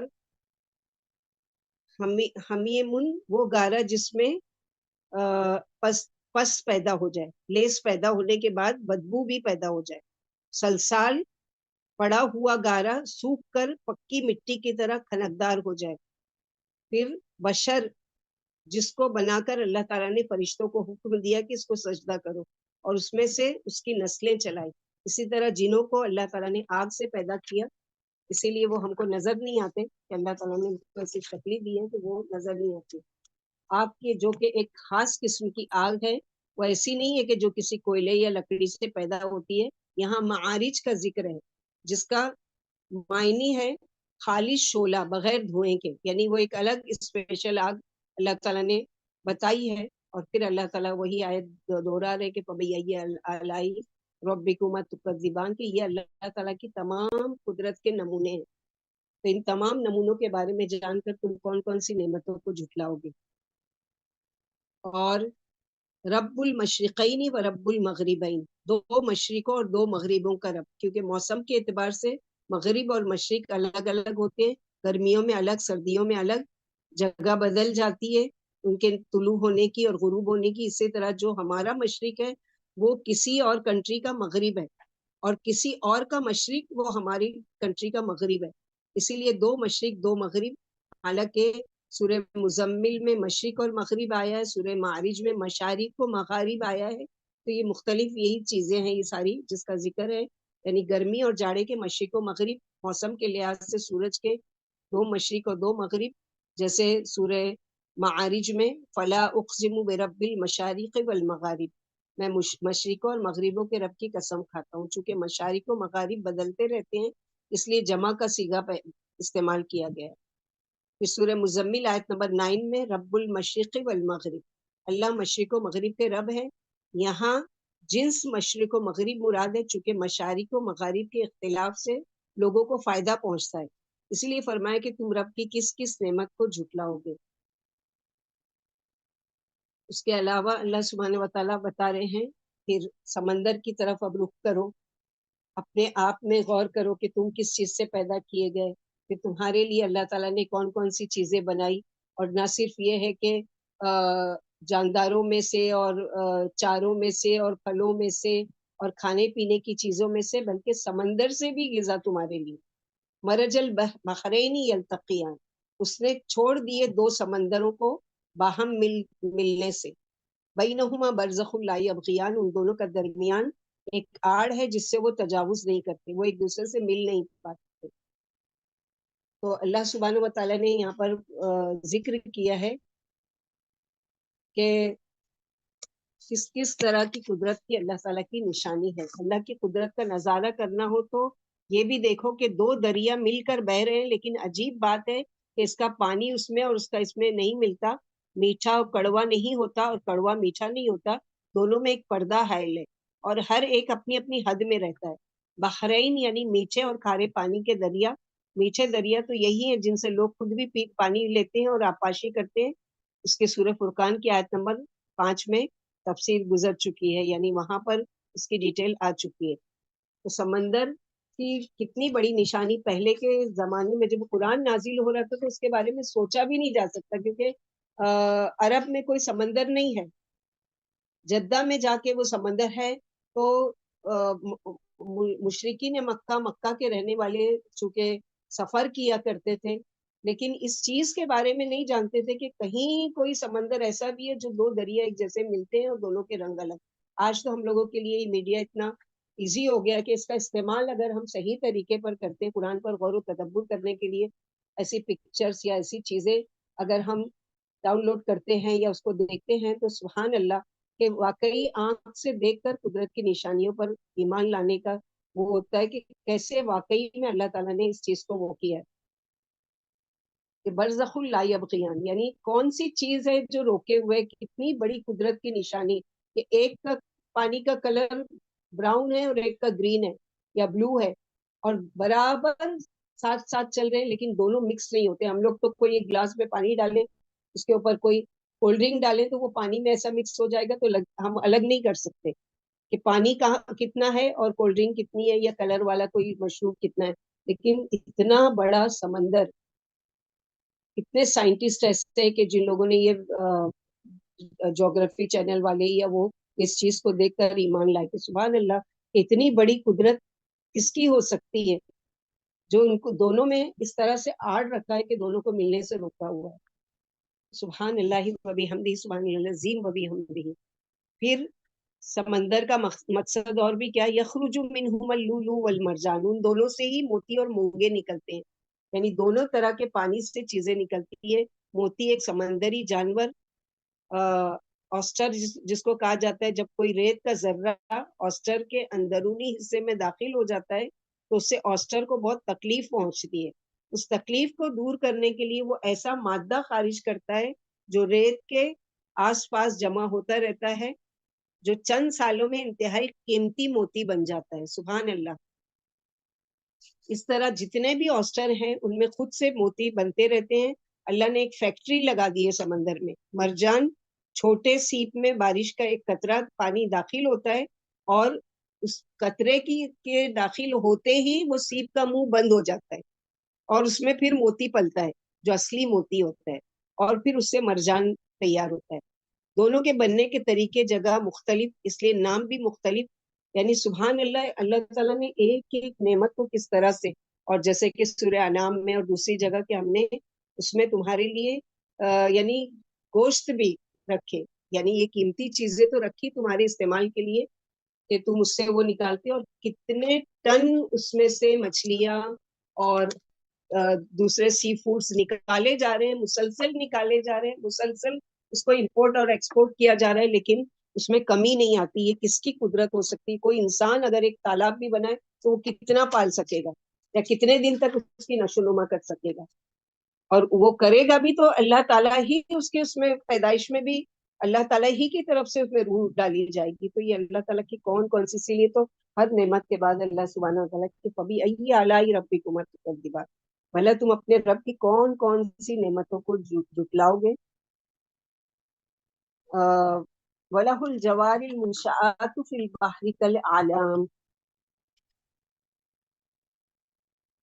اس کے لیے جہاز جو اونچے اٹھے ہوئے ہیں سمندر میں، جیسے کہ اونچے پہاڑوں، اور آج کے ترقی یافتہ دور میں تو جہاز جیسے بڑے بڑے ہوٹل، ان کے اندر کئی یعنی سوئمنگ پول بھی ہے، شاپنگ مال بھی ہے، اور ریسٹورنٹ بھی ہے، کسینو بھی ہے. پوری ایک دنیا آباد ہے جہاز پر، اور یہ سب لے کر آرام سے سمندر پر چل رہا ہے. پانی کو روکنے کی قوت کس نے دی ہے؟ پہاڑ کی طرح جہاز یعنی لیے پھرتے ہو اور تم غور و فکر نہیں کرتے کہ ایک تم لکڑی چھوٹی سی اگر پانی میں ڈالتے ہو تو وہ ڈوب کر زمین میں چلی جاتی ہے اور ڈوب جاتی ہے اس میں، یا کوئی انسان ڈوب جائے یا جو بھی چیز. اور اتنا بڑا پہاڑ جیسا جہاز جو ہے وہ چل رہا ہے اور اس میں کوئی بھی چیز کی وہ نہیں ہو رہی ہے. یعنی اللہ سبحانہ وتعالیٰ کی زبردست قدرت کی نشانیاں.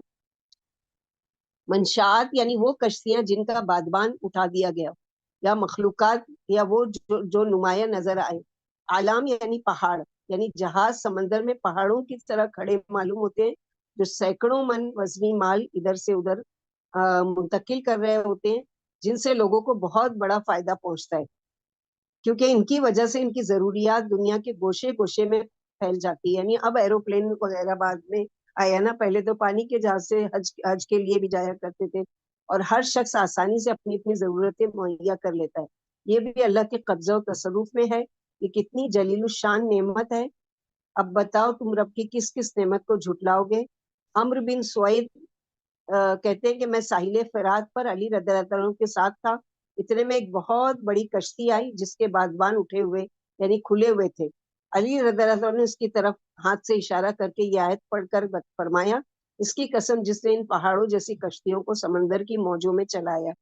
یعنی کس میں ہے طاقت کے اتنے بڑے سمندر کو پائلٹ وغیرہ جو ہوتے ہیں یا کیپٹن ہوتے ہیں، اور ہم سمجھتے ہیں کہ وہ، لیکن وہ اگر بچا سکتے ہیں ڈوبنے سے تو کوئی بھی کیپٹن کو کبھی کوئی جہاز ڈوبتا ہی نہیں. ٹائٹینک جس کے بارے میں جس بنانے والے نے کیا دعویٰ کیا تھا کہ نعوذ باللہ اگر خدا بھی زمین پر آ جائے تو اس کو یعنی اتنا مضبوط میں نے بنایا ہے کہ اگر زمین پر خدا بھی آ جائے نعوذ باللہ تو وہ بھی اس کو تباہ نہیں کر سکتا. اور اللہ تعالیٰ نے اس کو رہتی دنیا کے لیے عبرت بنا دیا کہ پہلے ہی سفر میں ایک ایسی چٹان سے ٹکرایا کہ بالکل ریزہ ریزہ ہو گیا کہ آج بھی اس کی جو باقیات ہے اور وہ ساری چیزیں، اور اس پر پوری باقاعدہ پکچر بنائی گئی اور اس طرح سے. تو اللہ سبحانہ و تعالیٰ کی زبردست قدرت کی نشانیاں کہ اگر ہم نے کبھی زندگی میں سفر نہیں کیا ہے کشتی پر یا جہاز پر، لیکن دیکھ کر تو ہم لوگوں کو سمجھ میں آتا ہے نا کہ کتنی بڑی اللہ تعالیٰ کی زبردست قدرت کی نشانیاں ہیں. اسی لیے اللہ تعالیٰ کہہ رہے ہیں کہ جن چیزوں کو تم تکبر کے ساتھ سمجھ رہے ہو وہ سب فان ہو جائے گا. کلو من علیہا فان. ساری نعمتوں کا ذکر کر کے کیا فرمائے، یہ سب کچھ ختم ہو جائے گا. جس طرح ہم نے اس کو پیدا کیا ہے ہم قادر ہیں کہ اس کو ختم بھی کر دیں گے. ان نعمتوں سے فائدہ ضرور اٹھاؤ مگر ان کو پا کر مت اتراؤ، ان میں اپنا دل لگا کر مت بیٹھ جاؤ. یہ سب کچھ ختم ہو جانے والا ہے. اگر وہ چیزیں نہیں ختم ہوئی تو تم ختم ہو جاؤ گے. یعنی تمام روئے زمین کے باشندے فنا ہو جائیں گے، اسی طرح تمام آسمان والے ختم ہو جائیں گے.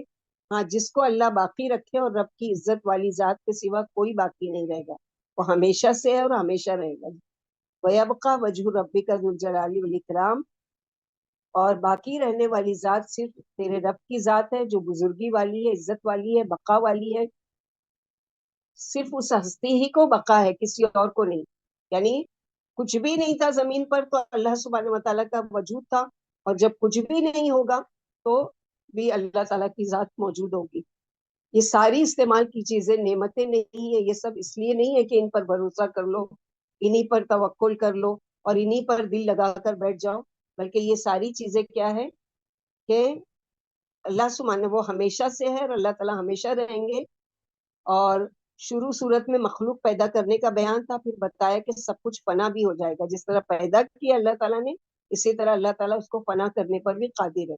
جیسے کہ ایک مصنون دعا میں اللہ کے نبی صلی اللہ علیہ وسلم دعا کیا کرتے تھے، یا حی یا قیوم یا بدیع السماوات والارض یا ذو الجلال والاکرام لا الہ الا انت برحمتک نستغیث اصلح لنا شأننا کلہ ولا تکلنا الی انفسنا طرفۃ عین ولا الی احد من خلقک.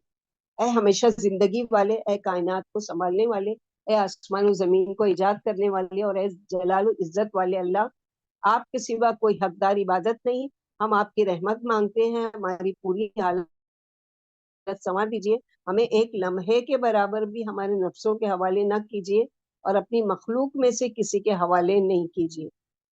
شعمی رحمت اللہ علیہ کہتے کہ جب کلو من علیہ فان پڑھو تو خاموش مت ہو جاؤ جب تک وَيَبْقَى وَجْهُ رَبِّكَ ذُو الْجَلَالِ وَالْإِكْرَامِ نہ پڑھ لو، کیونکہ یہ اس چیز کا جواب ہے کہ ہر چیز تو فنا ہوگی لیکن اللہ کی ذات جو ہے وہ کیا ہے، باقی رہنے والی ہے.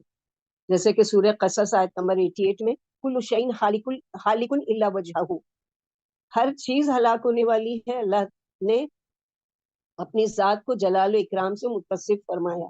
یعنی وہی بڑائی اور عظمت کے لائق ہے، انسان کو اس کی نافرمانی نہیں کرنا چاہیے. ذو الجلال والاکرام یعنی اللہ عظمت و کبریائی والے ہیں. چونکہ لوگوں کی موت اور قیامت کے دن انصاف کی خبر دی گئی، اور موت تو زندگی بعد الموت ایک نعمت عظمیٰ ہے، کیونکہ انسان انصاف سے عملوں کا بدلہ موت و زندگی بعد الموت ہی کے بعد پورا ملتا ہے. اس لیے فرمایا کہ رب کی کس کس نعمت کو تم جھٹلاؤ گے, اور ہر چیز کے تم محتاج ہو اللہ تعالیٰ کی. یسألوہ من فی السماوات والارض کل یوم ہوا فی شان. اسی سے مانگ رہے ہیں جو بھی آسمانوں میں ہے اور زمین میں, سب اس کے محتاج ہیں, سب اس کے در کے سوالی ہے. اس میں کیا سبق ہے ہمارے لیے کہ ہمیں بھی اپنی حاجتیں اللہ کے سامنے ہی رکھنا چاہیے. اگر آسمانوں والے بھی اور اس سے مانگتے ہیں اور زمین والے بھی, تو ہمیں بھی صرف اور صرف اسی ذات سے سوال کرنا چاہیے. کل یومن ہوا فی شان, ہر آن وہ نئی شان میں ہے. یعنی ایک ہی وقت میں کسی کو اللہ تعالیٰ زندہ کر رہے ہیں, کسی کو مار رہے ہیں, کسی کو اٹھا رہے ہیں, کسی کو گرا رہے ہیں, کسی کو شفا دے رہے ہیں, کسی کو بیمار کر دے رہے ہیں, کسی کو ڈبا دیتے ہیں, کسی کو بچا لیتے ہیں, کسی کو کسی سے کچھ چیز چھین لیتے ہیں, کسی کو دے دیتے ہیں. اس لیے ایک سبق کی کسی بھی چیز کے مستقل نہیں سمجھنا چاہیے. مثلا آج ایک نعمت کوئی ہمارے پاس ہے تو ضروری نہیں کہ وہ ہمیشہ رہے گی. اللہ تعالیٰ جب چاہیں اس کو واپس بھی لے سکتے ہیں. اور تمام نعمتوں میں سے تو زندگی بھی ہماری نعمت ہے نا, کہ جو اللہ تعالیٰ نے ہم کو دی ہے, اور قادر ہے اللہ تعالیٰ کہ اس کے لیے ہم سے نہیں پوچھا کہ اچھا تم دنیا سے کب آنا چاہتے ہو, یا میں کب تم کو فوت کروں. اس کی چوائس ہم کو نہیں دی. زندگی گزارنے میں بے شک چوائس دی ہے کہ تم اپنی مرضی کی زندگی گزارو, اور راستہ بھی بتا دیا, لیکن موت کے لیے یا دنیا میں آنے کی چوائس نہیں دی کہ جب بچہ چاہے یا اس کے ماں باپ چاہیں فلاں ڈیٹ کو وہ پیدا ہو جائے, ایسا نہیں ہے. اسی طرح جب دنیا سے جانا ہے تو یہ نہیں بتایا کہ فلاں دن تمہاری موت ہو. اگر ایسا ہو تو لوگ پہلے سے ہی قبر کھود کر جا کر بیٹھ جائیں کہ میرے پاس اب 3 دن باقی ہے, میرے پاس 1 ہفتہ باقی ہے. لیکن اللہ تعالیٰ نے اس چیز کو بھی مخفی رکھا ہے, چھپا کر رکھا ہے. تو اللہ سبحانہ و تعالیٰ یہاں یہی بتا رہے ہیں کہ ہر دن نئی شان میں ہے. کسی کے یہاں بچہ پیدا ہو رہا ہے, کسی کے یہاں میت ہو رہی ہے, کسی کے یہاں شادی ہو رہی ہے, کسی کے یہاں غم ہو رہا ہے, کوئی کا مال برباد تباہ ہو گیا, کسی کا بزنس چل پڑا, کسی نے نئی دکان کی اوپننگ کی, کسی کی دکان سالوں سے چل رہی ہے اس میں کچھ بھی نہیں. یہ ساری نئی شان یعنی اللہ سبحانہ و تعالیٰ کی قدرت کی الگ الگ یعنی نشانیاں ہیں, اور اللہ تعالیٰ کا سارے ہی بندے محتاج ہیں. اس آیت میں رب نے اپنی شان استغنا ظاہر فرمائی ہے کہ وہ کسی کا محتاج نہیں ہے, سب سے بے نیاز ہے, اور تمام مخلوق ہر حالت میں اللہ کی محتاج ہے. اس کی بے شمار نعمتوں سے فائدہ اٹھا رہی ہے, سب زبان حال وقال سے اللہ ہی سے مانگ رہے ہیں. ہر کسی ناقص کے ہاتھ میں اس کی طرف اٹھے ہوئے ہیں, ہر ایک کے لیے دوام ہے, اسی کے سامنے گڑ گڑا رہا ہے. رب العالمین کی روزانہ ایک شان ہے, وہی دعا کرنے والے کا دامن امید سے بھرتے ہیں, مانگنے والے کی امید کو بر لاتے ہیں, اسیر کو رہائی عطا کرتے ہیں, یعنی جو قیدی ہے اس کو رہائی دیتے ہیں, بیمار کو شفا بخشتے ہیں. یہی اس کی شان ہے. مصیبت زدہ کی مصیبت دور فرماتے ہیں, غم زدہ کا غم ٹالتے ہیں, بے قرار کی دعا سنتے ہیں, گناہگار کو معافی دیتے ہیں.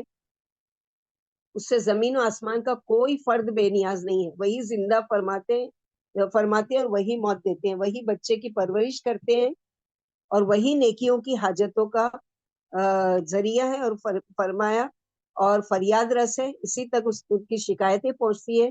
وہی غلام آزاد کرتے ہیں, وہی نعمتیں نفیس نعمتیں عطا کرتے ہیں, وہی عذاب میں داخل فرماتے ہیں.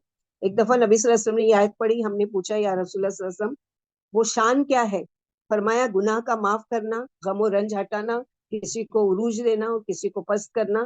پھر فرمایا کہ تم اپنے رب کی کن کن نعمتوں کو جھٹلاؤ گے. سنفرغ لکم ایھا الثقلان, القریب ہم فارغ ہوئے جاتے ہیں تمہارے لیے اے زمین کے 2 بوجھوں. ثقل بوجھ کو کہتے ہیں جو سواری پر لدا ہوا ہوتا ہے, جیسے کسی گاڑی یا گھوڑے پر. جنہوں اس کو زمین کا بوجھ کہا گیا کیونکہ یہ دونوں زمین پر سوار ہیں, لدے ہوئے ہیں بوجھ کی طرح. سنفرغ کا یہ مطلب نہیں ہے کہ اللہ تعالیٰ ابھی بہت زیادہ بزی ہیں, بہت زیادہ مصروف ہیں کہ وہ انسان کا حساب نہیں لے سکتے, اور ایک وقت آئے گا جب وہ حساب لیں گے. مراد یہ ہے کہ خاص وقت مقرر ہے, اس وقت سے پہلے ابھی کچھ اور کاموں کا وقت ہے. جب ان کاموں سے فراغت ہو جائے گی تو دوسرے کام شروع کیے جائیں گے. یعنی ابھی دنیا کے سارے کام چل رہے ہیں کیونکہ انسان کے حساب کا بھی وقت نہیں آیا, لیکن اس دن تو صرف یہی کام رہ جائے گا نا. اس دن نعمتوں کو دینا ہے اور یہ ساری چیزیں کرنا ہے, یہ نہیں ہے, بلکہ اس دن صرف اور صرف لوگوں کا حساب کتاب لیا جائے گا. فارغ ہونے کا یہ معنی نہیں کہ اب اللہ تعالیٰ مشغول ہے اور حساب کے لیے فارغ ہو جائیں گے. اللہ تو ہر وقت فارغ ہی فارغ ہے. دراصل یہ جملہ بطور ڈانٹ کے، یعنی کسی کو کہا جاتا ہے نا اچھا تم اب آئے ہو، تو یہ کس چیز کے لیے؟ ایک ڈانٹ کے طور پر، یعنی اس کو تنبیہ کی جا رہی کہ تم بہت لیٹ آئے ہو. تو یہاں پر بھی بطور تنبیہ کے لیے کہا گیا کہ لوگوں ہوشیار ہو جاؤ، تمہاری گرفت کا اور حساب و کتاب کا زمانہ قریب آ رہا ہے، جب پورے انصاف کے ساتھ فیصلے کر دیے جائیں گے، تم سے حساب لے لیا جائے گا. مجھ کو حساب سے کوئی چیز مشغول نہیں کرے گی. جیسے کوئی غصے میں کہہ دے کہ میں فرصت سے تم سے نپٹوں گا، تو حالانکہ وہ کسی کام میں گھرا ہوا نہیں ہوتا، لیکن وہ بولتا ہے کہ اس کام کے لیے میں اپنے آپ کو فارغ کروں گا، یعنی اسپیشلی ٹائم نکالوں گا. تو اللہ سبحانہ و تعالیٰ بھی اسی طرح کہ اللہ کی مثال تو نہیں دی جا سکتی ہماری مثالوں سے. اس کا مطلب صرف اتنا ہوتا ہے کہ وقت آنے پر تیری خبر لوں گا. اسی طرح یہاں اللہ نے فرمایا کہ ہم تمہارے حساب کے لیے فارغ ہونے والے ہیں، یعنی اب ہم بھی فارغ ہیں اور مقررہ وقت آنے پر تمہارا حساب لے لیں گے اور تم سے نپٹ بھی لیں گے. اس قدر مؤثر پیرا ہے یہ کہ جس سے نیند کے متوالے گھبرا کر آنکھیں ملتے ہوئے کھڑے ہو جائیں اور اپنے اپنے بچاؤں کی فکر میں مشغول ہو جائے. لہٰذا تم اپنے رب سے غافل ہو کر اس کی کن کن نعمتوں کو جھٹلاؤ گے. یہ بھی بتا دیا کہ آزادی تو دی دنیا میں، لیکن یاد رکھو ایک ایک چیز کا میں حساب لینے والا ہوں، اور میں اس کے لیے اسپیشلی تمہارے لیے ٹائم نکالوں گا. یعنی اس کام کے لیے کہ یہ مت سمجھو کہ تم کو عبث پیدا کر دیا گیا ہے یا دنیا میں آئے تو تم کو ایسے ہی چھوڑ دیا جائے گا، بلکہ ہر ایک سے اللہ حاسبنا حسابا یسیرا، یا رب اللہ تعالیٰ ہم سے آسان حساب لینا. یا معاشر الجن والانس ان استطعتم ان تنفذوا من اقطار السماوات والارض فانفذوا لا تنفذون الا بسلطان. اے جنوں انس، اگر تم میں استطاعت ہے، اگر تم میں ہمت ہے، قوت ہے، طاقت ہے کہ آسمانوں اور زمین کے کناروں سے بھاگ نکلو، یعنی اس کائنات سے بھاگ نکلو، تو بھاگ کر دیکھو. لا تنفذون الا بسلطان، نہیں تم بھاگ سکتے مگر اس کے لیے بڑا زور چاہیے، اور یہ زور اللہ کے سوا کسی کے پاس نہیں ہے. یعنی اللہ سبحانہ وتعالیٰ بتا رہے ہیں کہ دنیا میں تم اپنی منمانی کر رہے ہو، اپنی سرکشی کی زندگی گزار رہے ہو، تو تم میں اتنی طاقت ہے کہ تم اللہ کے سوا دوسروں کو پکارتے ہو، تو ذرا یہ طاقت بھی دکھاؤ کہ پھر اللہ کی کائنات سے نکل کر دکھاؤ. جیسے کہ ابراہیم بن ادہم کے پاس ایک غلام آیا، ایک شخص آیا، اس نے کہا کہ مجھے گناہ کی اجازت دیجیے، یعنی کہ کیا میں گناہ کر لوں؟ تو انہوں نے کہا کہ ٹھیک ہے، تم ایسی جگہ چلے جاؤ جہاں اللہ تعالیٰ کی کوئی ایسا کنارہ ہو جہاں دنیا سے تم اللہ کی جو قدرت ہے اس سے نکل جاؤ. تو اس نے کہا کہ سبحان اللہ، یہ کیسے ہو سکتا ہے کہ میں اللہ کی قدرت، اللہ کی ساری کائنات ہے، اس سے کیسے نکل سکتا ہوں؟ تو جب تم اس چیز کو ایکسیپٹ کر رہے ہو کہ اللہ کی ساری کائنات ہے، تو پھر اس کائنات والے کو مانتے کیوں نہیں؟ اس کی معصیت کرنے کا کیوں دل چاہتا ہے؟ اور بھی بہت سارے سوالات اس میں کیے گئے. یعنی اللہ کے حکم و تقدیر سے بھاگ کر کہیں نہیں جا سکتے، وہ تمہیں گھیرے ہوئے، اس سے بچ کر نہیں جا سکتے. اس کا فیصلہ تم پر جاری ہو کر ہی رہے گا. جدھر بھاگ کر جاؤ گے پکڑ لیے جاؤ گے. یہ میدان محشر کا بیان ہے. موقف میں تمام مخلوق کو چاروں طرف سے فرشتے گھیرے ہوئے ہوں گے، یعنی ایک باؤنڈری لگ جائے گی فرشتوں کی، جن کی 7 صفیں ہوں گی. ایک تو فرشتوں کی تعداد اور فرشتوں کی ہائٹ اور فرشتوں کی قوت، اور پھر ایک لہر نہیں، 7 لہر چاروں طرف سے سرکل میں گھیرے ہوئے ہوگی. کوئی شخص اپنی جگہ سے کھسک بھی نہیں سکے گا.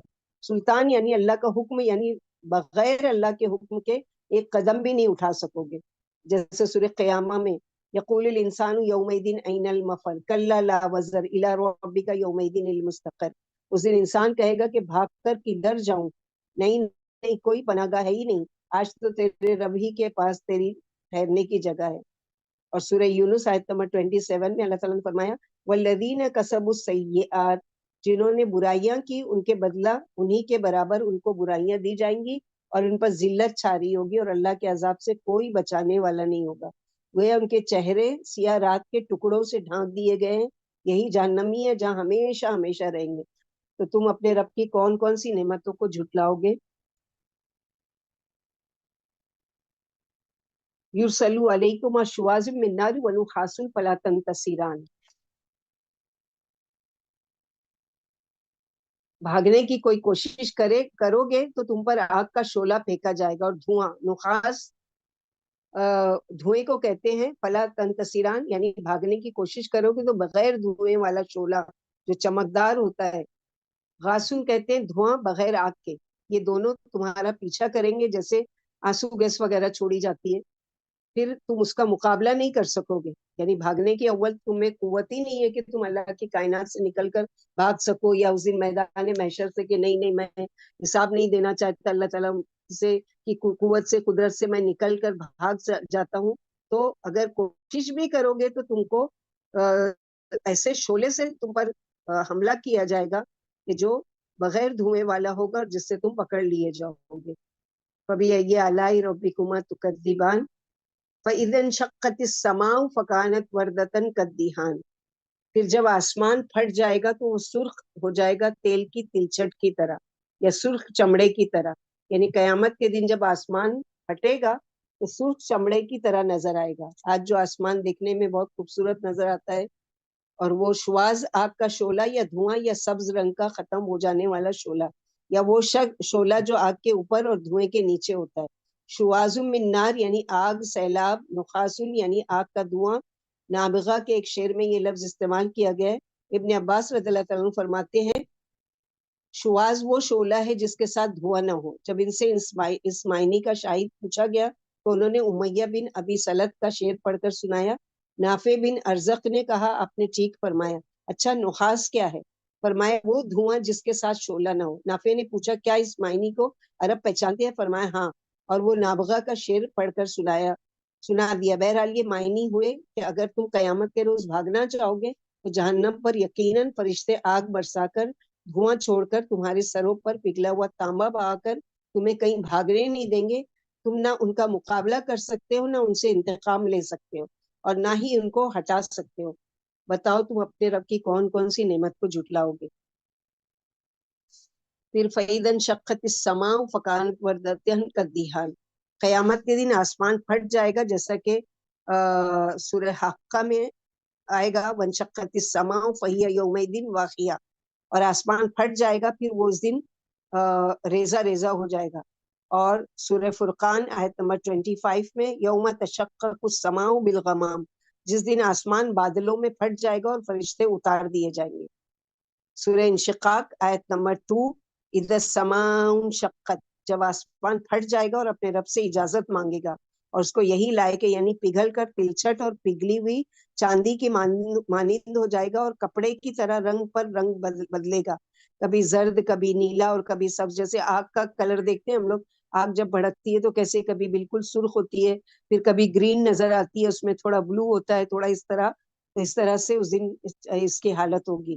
معاملے کی نزاکت اور قیامت کی ہولناکی و گھبراہٹ نے اس کی یہ حالت بنا رکھی ہوگی. حدیث میں جب قیامت کے دن لوگ اٹھائے جائیں گے تو ہلکی بارش ہو رہی ہوگی، لہٰذا تم اپنے رب کی کون کون سی نعمتوں کو جھٹلاؤ گے. فَيَوْمَئِذٍ لَا يُسْأَلُ عَنْ ذَنبِهِ إِنسٌ وَلَا جَانٌ فَبِأَيِّ آلَاءِ رَبِّكُمَا تُكَذِّبَانِ. اس دن کسی انسان سے اور کسی جن سے اس کے گناہوں کے بارے میں نہیں پوچھا جائے گا، یعنی ان کی وجوہات معلوم نہیں کی جائے گی کہ تم نے یہ کام کیوں کیا. جیسے دنیا میں تو ہم کسی کام کے نہ کرنے کے 100 بہانے کر دیتے ہیں نا. میں نماز نہیں پڑھ سکی اس لیے کہ مہمان آ گئے تھے، بچے نے پیشاب کر دیا تھا، میں بازار چلی گئی تھی، میں وہ اور وہاں پر یہ سب نہیں چلے گا. کوئی ایکسکیوز نہیں قبول کی جائے گی، وہاں کوئی بہانہ، کوئی وضاحت نہیں مانگی جائے گی. صرف دیکھا جائے گا کہ یہ کیا تھا یا نہیں کیا تھا، اور پکڑ لیا جائے گا. جو یہاں پر جو بتایا گیا کہ فرمایا ھذا یوم لا ینطقون، سورہ مرسلات آیت نمبر 35 میں، آج کے دن مجرم نہ بول سکیں گے اور نہ انہیں بولنے کی اجازت ملے گی، کوئی عذر پیش نہیں کر سکیں گے. ایسا بھی ایک موقع آئے گا کہ کسی مجرم کو اللہ کا خیر الجلال دیکھ کر بات کرنے کی جرات ہی نہیں ہوگی اور نہ بات کرنے کی اس کو اجازت ملے گی. پھر ایک ایسا موقع آئے گا کہ مخلوق کے ایک ایک عمل کے بارے میں پوچھا جائے گا. جیسے سورہ ہجر آیت نمبر 92-93 میں اللہ تعالیٰ نے فرمایا فَوَرَبِّكَ لَنَسْأَلَنَّهُمْ أَجْمَعِينَ، آپ کے رب کی قسم ہم ان کے عمل ضرور ضرور پوچھ لیں گے. یعنی مجرموں سے حساب و کتاب لے کر ان کے منہوں پر مہر لگا دی جائے گی. اب ان کے ہاتھ پاؤں ان کے عمل کی گواہی دیں گے. یا اللہ یہ نہیں پوچھیں گے کہ کیا تم نے فلاں فلاں عمل کیا، کیونکہ اللہ کو عمل خوب معلوم ہے، بلکہ یہ پوچھیں گے کہ کیوں کیا تھا۔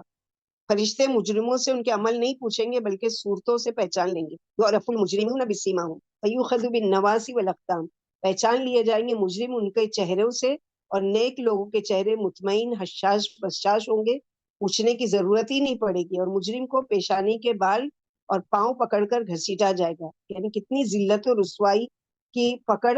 اگر آگے بال کسی کے پکڑ لیے جائیں تو وہ بھاگ نہیں سکتا۔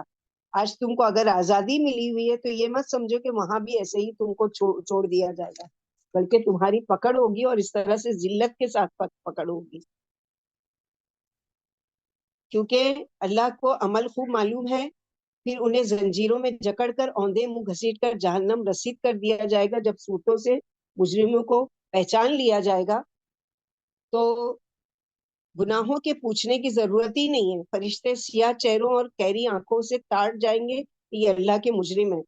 میں کہتا ہوں مومن بھی الگ پہچان لیے جائیں گے، ان کے وضو کے اعضاء کے چاند کی طرح چمک رہے ہوں گے۔ پھر تم اپنے رب کی کون کون سی نعمتوں کو جھٹلاؤ گے، اور اسی طرح پکڑنے کے بعد ان سے کہا جائے گا کہ ہذہ جہنم التی کنتم بہ تکذبون،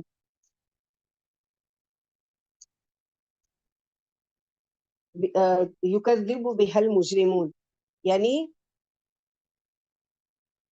یہ ہے جہنم، مجرم لوگ جس کو جھٹلایا کرتے تھے، مانتے ہی نہیں تھے، کہتے تھے یہ سب مولویوں کی بڑی باتیں ہیں، جہنم جنت کوئی چیز نہیں ہے، ایسے ہی جہنم کی قصے سنا سنا کر ڈراتے رہتے ہیں۔ آج اس کو کوئی انکار نہیں کر سکے گا، یعنی دنیا میں جو اس کا وہ کر رہا تھا آج کوئی انکار نہیں کر سکے گا، یعنی یہی وہ جہنم ہے جس کے تم قائل نہیں تھے اور جسے جھٹلایا کرتے تھے۔ دیکھو یہ موجود ہے، تم اپنی آنکھوں سے مشاہدہ کر رہے ہو۔ قائلوں اور ذلیل کرنے کے لیے جھڑک کر یہ الفاظ کہے جائیں گے کہ دیکھو چکھو، جیسے آتا ہے نا ذوقوا العذاب، چکھو اب عذاب، اور دیکھو اب اس چیز کو اور محسوس کرو کہ یہ ساری چیزیں یطوفون بینہا و بین حمیم آن، وہ اس میں چکر لگا رہے ہوں گے، طواف کر رہے ہوں گے جہنم کے درمیان اور سخت گرم کھولتے پانی کے درمیان۔ جہنم کی آگ کی وجہ سے سخت پیاس لگے گی، وہاں سے بھاگ کر پانی پینے جائیں گے تو پی ہی نہیں سکیں گے، پھر بھاگیں گے ایسے ہی یہاں سے وہاں، وہاں سے یہاں، اس طرح بھاگتے پھریں گے۔ اور کبھی تو جہنم میں جھونک کر عذاب دیا جائے گا، اور کبھی گرم کھولتا ہوا پانی پلایا جائے گا، یعنی ایک لمحے کے لیے بھی ان کو سانس نہیں دی جائے گی کہ اچھا تھوڑا سا دم کر لو، تھوڑا سا آرام کر لو۔ حمیم وہ مشروب ہے جو پگھلے ہوئے تانبے جیسا ہوگا، اور اندر جاتے ہی آنتوں اور اعضاء کو ریزہ ریزہ کر کے نکال دے گا، یعنی اتڑیاں اس کی نکل کر اس سے بہ کر باہر آ جائے گی، جیسے کہ سورہ غافر آیت نمبر 71 72 میں پڑھ چکے۔ اذ الاغلال فی اعناقہم، جب ان کی گردنوں میں توق ہوں گے، زنجیروں میں جکڑ کر جہنم میں گھسیٹے جائیں گے، پھر جہنم میں جھونک دیے جائیں گے۔ آن حمیم کی صفت ہے، یعنی انتہائی گرم، جس سے آگے گرم کرنا ناممکن ہے، یعنی اتنا گرم کہ اب اس سے زیادہ گرم کوئی چیز ہو ہی نہیں سکتی۔ اب بتاؤ اپنے رب کی کون کون سی نعمتوں کو تم جھٹلاؤ گے۔ اللہم اغفر لنا من عذابک، اللہم انی اعوذ بک من عذاب جہنم، اللہم انا اعوذ بک من عذاب جہنم، اللہم انا اعوذ بک من عذاب جہنم۔ جو جہنم سے پناہ مانگتا ہے، جہنم خود گواہی دیتی ہے کہ اللہ تعالیٰ اس کو مجھ سے بچا لیجیے۔ اور جو جنت کا سوال کرتا ہے، اللہم انی اسألک جنت الفردوس، اللہم انی اسألک جنت الفردوس، اللہم انی اسألک جنت الفردوس، جنت کہتی ہے کہ اللہ تعالیٰ اس کو مجھے عطا کر دیجیے کہ اس نے آپ سے میرے بارے میں سوال کیا۔ آگے جنت کا ہی ذکر آ رہا ہے۔ وَلِمَنْ خَافَ مَقَامَ رَبِّهِ جَنَّتَانِ، اور ہر اس شخص کے لیے جو اپنے رب کے سامنے کھڑے ہونے سے خوف کھائے کہ ایک دن رب کے سامنے جا کر کھڑا ہونا ہے، اس بات سے جو ڈرے، اس کے لیے دو باغ ہے۔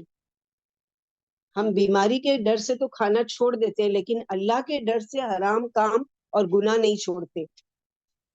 بہت سے نیکی کے کام لوگوں کے لیے تو چھوڑ دیتے ہیں، یعنی یہ پہنوں گی تو لوگ کیا کہیں گے، یہ کروں گی تو لوگ کیا کہیں گے، کبھی یہ خیال ہے کہ ہم کو کہ اگر یہ نہ کروں گی تو اللہ کو کیا جواب دوں گی، کیسے اللہ کا سامنا کروں گی۔ دو باغ کیوں؟ اس لیے کہ انسان ایک موڈ پر نہیں رہ سکتا، یعنی مثلا اس کو ایک سلور سے اگر دل بھر گیا تو گولڈن جیسے کہ اللہ کے نبی صلی اللہ علیہ وسلم نے فرمایا کہ 2 جنتیں ہیں، ایک سونے کی ہے اور اس کی تمام دیوار اور تمام برتن اور تمام اس کے ہر چیز سونے کی ہے، اور ایک ہے چاندی کی، وہ تمام چیزیں سورہ واقعہ میں اس کی ڈیٹیل آئے گی انشاءاللہ۔ تو کہا گیا ہے کہ یہ اس آیت کے بارے میں اتری جس نے کہا تھا کہ مجھے جلا دینا، یعنی ولیمن خاف مقام ربہ جنتان، جیسے کہ پہلے کے زمانے میں ایک شخص تھا، آپ لوگوں کو بہت مرتبہ سن چکے یہ حدیث، کہ موت کے وقت اس کو کیا حال تھا کہ اپنے بیٹوں کو وصیت کی کہ جب میں مر جاؤں تو مجھے جلا کر میری راکھ کچھ ہوا میں بہا دینا، کچھ سمندر میں اڑا دینا، ڈبا دینا، اور کچھ اس طرح سے کر دینا۔ تو بیٹوں نے اس کی وصیت کے مطابق وہی کیا۔ اللہ سبحانہ و تعالیٰ قادر ہے، اللہ تعالیٰ نے اس کی تمام راکھ کو جمع کر کے اس کو واپس کھڑا کیا اور اس سے پوچھا کہ تم نے یہ وصیت کیوں کی؟ اس نے کہا یا رب تیرے سامنے کھڑے ہونے سے ڈر کے مارے، تو اللہ سبحانہ و تعالیٰ اس کو بخش دیں گے۔ یہ خشیت کیا ہے؟ اللہ تعالیٰ کی ہر حال میں اللہ سے ڈرنا، کوئی نیکی کا کام جو موقع مل رہا ہے اس کو کر لینا اللہ کی خاطر، اللہ کی رضا و خوشنودی کے لیے۔ کوئی گناہ کا کام کرنے کا دل چاہ رہا ہے لیکن اللہ کی خاطر اس کو چھوڑ دینا، یہ اللہ کی خشیت ہے۔ جیسے کہ سورہ نازیات میں پڑھیں گے کہ من خشی الرحمن بالغیب، جو اکیلے میں اللہ سے ڈرتا تھا تو اس کے لیے ہے، اور شاید اللہ کے تلاش کرنے پر بھی نہ مل سکوں، یہ کہہ کر اس نے ایک دن رات توبہ کی، اللہ نے اس کی توبہ قبول فرمائی اور جنت میں داخل فرمایا۔ لیکن صحیح یہی ہے کہ آیت عام ہے کہ ہر اس انسان کے لیے کہ جو اللہ سے ڈرے، جیسے سورہ نازیات وَنَهَى النَّفْسَ عَنِ الْهَوَىٰ فَإِنَّ الْجَنَّةَ هِيَ الْمَأْوَىٰ، یعنی جو اپنے رب کے آگے کھڑے ہونے سے ڈر گیا اور اس نے اپنی خواہشات کو روک لیا، سرکشی نہیں کی، دنیاوی زندگی کو آخرت پر ترجیح نہیں دی، اس بات کا یقین کیا کہ آخرت بہتر اور پائیدار ہے، اللہ کے فرائض بجا لاتا رہا اور حرام کاموں سے بچتا رہا، اس کے لیے قیامت کے دن اس کے رب کے پاس 2 جنتیں ہیں۔ ایک حدیث میں ہے 2 جنتیں چاندی کی ہوگی اور ان کا سارا ساز و سامان چاندی ہی کا ہوگا، اور 2 جنتیں سونے کی ہوں گی، ان کا سارا ساز و سامان سونے ہی کا ہوگا، اور لوگوں کے اور اپنے رب کے دیدار میں بجز کبریائی کے پردے کے اور کوئی چیز حائل نہیں ہوگی۔ یہ عدن والی جنت میں ہوں گے۔ عدن والی جنت وہ جس کو اللہ تعالیٰ نے اپنے ہاتھ سے پیدا کی ہے۔ یہ آیت انسان اور جن سب کے لیے عام ہے، معلوم ہو کہ مومن و متقی جن جنتی ہیں، اسی لیے اللہ نے اس صلے کا جن اور انسان دونوں پر احسان جتایا ہے۔ پھر ان جنتوں کی صفتیں بیان کی کہ جنت اور بھی کیا کیا چیز ہے، کیونکہ جنوں میں بھی انسان ہیں، اچھے ہیں اور برے ہیں، تو جو اچھے ہیں ان کے لیے بھی جنت ہے اور جو برے ہیں ان کے لیے بھی جہنم ہے، تو دونوں کے لیے یہ نعمتیں ہیں۔ اور اس کے علاوہ زواتا افنان، یہ دونوں باغ ہری بھری ڈھالیوں سے بھرپور ہوں گے۔ فنن افنان کی جمع سنگولر ہے، یعنی ان باغوں کے اندر جو درخت ہوں گے ان کی ڈالیاں ہری بھری ہوں گی۔ بعض جگہ میوے بھی آیا ہے کہ ڈالیاں میوے اور پھلوں سے لدی ہوئی ہوں گی۔ یہاں پر جو بتائی گئی کہ فرمایا ہرے بھرے پھلوں سے لدی پھلدی خوبصورت اور بیدہ زیب شاخوں والی جنتیں ہیں، ان شاخوں پر بے نظیر اور پکے پھل لدے ہوئے ہوں گے۔ ان میں جو درخت ہیں ان کی شاخیں گھنی ہیں، شاخوں کا سایہ دیواروں پر بھی ہوگا اور سیدھی سیدھی اور رنگین شاخیں ہوں گی، یعنی اس میں قسم قسم کی آرام گاہیں ہی ہوں گی۔ ہر ٹہنی طرح طرح کے پھلوں سے لدی ہوئی ہوگی۔ دونوں جنتوں میں وسیع صحن ہوں گے اور ان کے اندر نہریں جاری ہوں گی۔ بھلا تم اللہ تعالیٰ کی کون کون سی نعمتوں کو جھٹلاؤ گے؟ اور فیہما عینانی تجریان، ان دونوں باغوں میں 2 چشمے بہ رہے ہوں گے، یعنی میوے بھی ہیں، درخت بھی ہے، سایہ بھی ہے، اور اس کے علاوہ پینے کے لیے شراب بھی ہے، چشمے بھی ہیں۔ فرمایا کہ ان میں ہر قسم کے میووں کے جوڑے ہیں، یعنی جن کو ہم جانتے ہیں، اور ایسے ہی پھل ہیں جن کو ہم جانتے بھی نہیں اور ہمارے جانے ہوئے پھلوں سے بہتر ہے، جن کو نہ ہماری آنکھوں نے دیکھا، نہ کانوں نے سنا، اور نہ کسی شخص کے دل میں اس کا تصور ہے۔ ابن عباس رضی اللہ عنہ فرماتے ہیں دنیا میں جو پھل ہے خواہ میٹھے ہوں یا تلخ، سب جنت میں موجود ہے، یہاں تک کہ ہنزل بھی، یعنی دنیا کے پھل جنت کے پھلوں کے مقابلے میں محض برائے نام ہے۔ دونوں میں بڑا بھاری فرق ہے، جنت کے پھل دنیا کے پھلوں سے بہت اچھے۔ اب تم ہی بتاؤ کہ اللہ تعالیٰ کی کن کن نعمتوں کو جھٹلاؤ گے، اور جنتوں کے پھل اور ان کی سائز کیا ہے، یہ ساری چیزیں کئی دفعہ پڑھ چکے کہ اللہ کے نبی صلی اللہ علیہ وسلم ایک مرتبہ نماز کسوف یا خسوف پڑھا رہے تھے تو آپ صلی اللہ علیہ وسلم تھوڑا سا آگے بڑھے اور ایک مرتبہ تھوڑا سا پیچھے ہٹے. تو صحابہ کرام نے کہا کہ یا رسول اللہ صلی اللہ علیہ وسلم، ہم نے آج آپ کو نماز کی حالت میں ایسی دو حالتیں دیکھی جو آپ اس سے پہلے کبھی نہیں کی. یعنی آپ تھوڑا سا ایک مرتبہ آگے بڑھے اور ایک مرتبہ پیچھے ہٹے. تو آپ صلی اللہ علیہ وسلم نے فرمایا کہ جنت کو میرے سامنے پیش کیا گیا تھا، اور اس کے خوشے جو پھل کے نظر آ رہے تھے، میں چاہ رہا تھا کہ میں اس کو ہاتھ بڑھا کر توڑ لوں. اگر میں اس کو توڑ لیتا، انار تھا یا انگور تھا، اور جیسے بتایا کہ انگور کے سائز جنت کے جو ہے تمہاری دنیا کے مٹکے کے برابر، اور اگر میں وہ پھل توڑ لیتا تو قیامت تک تم اس میں سے کھاتے رہتے لیکن کبھی ختم نہیں ہوتا. تو سوچو کہ کیسی جنت ہوگی اور کیسی اس کے نعمتیں. اور ایک نہیں ہے، جنت کے جو پھل ہیں اس میں کیلا ہے، انگور ہے، انار ہے، اور کھجور ہے. بہت ساری چیزوں کا ذکر اللہ تعالیٰ نے کیا ہے. سبحان اللہ، اللہ سبحانہ وتعالیٰ کی کون کون سی نعمتوں کو انسان جھٹلائے گا اور کون کون سی نعمتوں کا انکار کرے گا. یعنی جیسے ہے نا سورہ بقرہ میں پڑھ چکے کہ جو وہ ان کا دیا جائے گا وہ کہیں گے یہ تو ہم پہلے استعمال کر چکے. تو کہا جائے گا کہ یہ تمہارے نام کے اعتبار سے یہ ہے، لیکن اس کا مزہ چکھو، اس کا سائز دیکھو، اس کا رنگ دیکھو، اور جنت کی کوئی مثال کسی اور چیز سے تو دی ہی نہیں جا سکتی.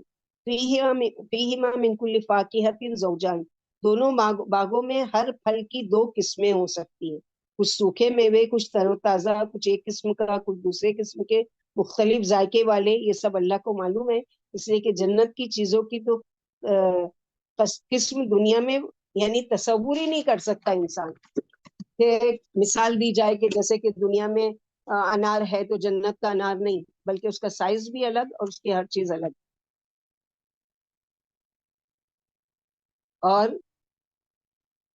فرمایا کہ ہر قسم کے تلخ، یہاں تک کہ یعنی وہ میوے اور وہ ساری چیزیں کہ جس کا تم تصور بھی نہیں کر سکتے. متقین علی فرش بطائنها من استبرق، تکیہ لگائے ہوئے ایسے فرشتوں پر یعنی کارپیٹس پر جن کے استر دبیز ریشم کے ہوں گے. وہ جنتینی دان، اور پھل دونوں باغوں کے قریب قریب جھکے ہوئے ہوں گے. جنتی لوگ بیٹھے ہوں گے، خوش گپیوں میں مبتلا ہوں گے، اور ڈالیاں آگے جھکی ہوئی ہوں گی. ہاتھ بڑھا کر توڑ کر کھائیں گے، یعنی کھڑے ہونے کی بھی تکلیف نہیں دیں گے اللہ تعالیٰ. یہاں ٹیک لگا کر بیٹھنے سے مراد لیٹنا یا چوکڑی مار کر بیٹھنا، یعنی جنتی آرام سے ان فرشتوں پر ٹیک لگا کر بیٹھے یا لیٹے ہوں گے. استبرق یعنی دبیز ریشم جس پر سونے کا کام کیا گیا ہوگا. یہ تو اندرونی حصے کا ذکر ہے. اس کا ظاہری حصہ کیسا ہوگا، یعنی جو استر ہے اندر کا اس کا ذکر ہے کہ وہ اتنا خوبصورت ہے کہ سونے کے کام کیا ہوا. تو سوچو اوپر کا جو ڈریس ہوگا، جب ادنا حصہ دبیز ریشم کا ہے جس پر سونے کا کام کیا گیا ہے، تو ظاہری حصہ جو اوپر کا ہوگا وہ کتنا اعلیٰ اور کتنا خوبصورت اور کتنا قیمتی ہوگا. ابن مسعود رضی اللہ عنہ فرماتے یہ ذکر تو اندرونی حصوں کا ہے، اور اگر تم ظاہری حصوں کو دیکھ لو تو تم حیران رہ جاؤ. جن پر خوبصورت کلکاریاں ہوں گی ان کا علم اللہ ہی کو ہے. پھر فرمایا کہ ان جنتوں کے پھل جنت والوں کے قریب ہوں گے، وہ جس حالت میں ہوں گے جب چاہیں گے انہیں توڑ لیں گے. جیسے سورہ حقہ آیت نمبر 23، قطوفها دانیہ، یعنی اس کے پھل قریب ہی ہوں گے. اور سورہ دہر میں آیت نمبر 14 کہ ودانیتن علیہم ظلالها، بہت ہی قریب پھل ہوں گے، لینے والے کو کسی تکلیف یا تکلف کی ضرورت نہیں ہوگی، بلکہ خود شاخیں جھک جھک کر انہیں میوے دے رہی ہوں گی. پھر تم اپنے رب کی کس کس نعمت کو جھٹلاؤ گے. جب فرش اور اس کی عظمت کو بیان کیا تو فرش والیوں کی بھی بیان کیا خوبیاں، یعنی حوروں کی، کہ اللہ سبحانہ وتعالیٰ نے اس میں تمہاری انٹرٹینمنٹ کے بھی سامان رکھے ہیں.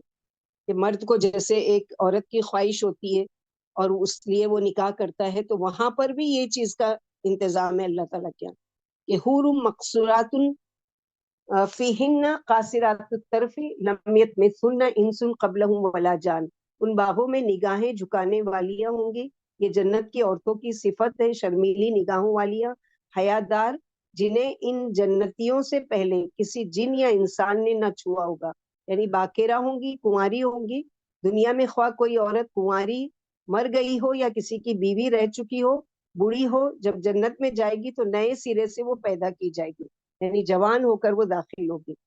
یعنی فرشوں پر نیچی نگاہوں والی حوریں ہوں گی جو اپنی شرمیلی اور رسیلی نگاہوں سے اپنے شوہروں کو ہی دیکھیں گی، کسی اور پر ہرگز نگاہ نہیں ڈالیں گی۔ وہ جنت میں اپنے شوہروں سے زیادہ کسی کو خوبصورت پیاری پیاری شکل کا اور دلربا نہیں پائیں گی۔ ابن عباس رضی اللہ تعالیٰ فرماتے یہ دوشیزہ حسن و جمال اپنے شوہر کو دیکھ کر اپنی سرولی آواز میں اس سے عرض کرے گی، اللہ کی قسم میں آپ سے زیادہ خوبصورت، آپ سے زیادہ پیارا اور آپ سے زیادہ یعنی اچھا جنت میں کوئی اور کو نہیں دیکھتی۔ آپ سے مجھ کو بہت زیادہ محبت ہے، پھر میں اس اللہ کی کیوں بڑائی بیان نہ کروں جس نے مجھے آپ جیسا حبیب عنایت فرمایا اور مجھے آپ کے لیے بنایا۔ یہ دوشیزائیں بالکل اچھوتی ہوں گی، ان کے شوہروں سے پہلے انہیں نہ کسی انسان نے چھوا ہوگا اور نہ کسی جن نے۔ ہم عمر اور نوجوان ہوگی، اب ان تک ان کے شوہروں سے پہلے کسی کے رسائی نہیں ہوگی۔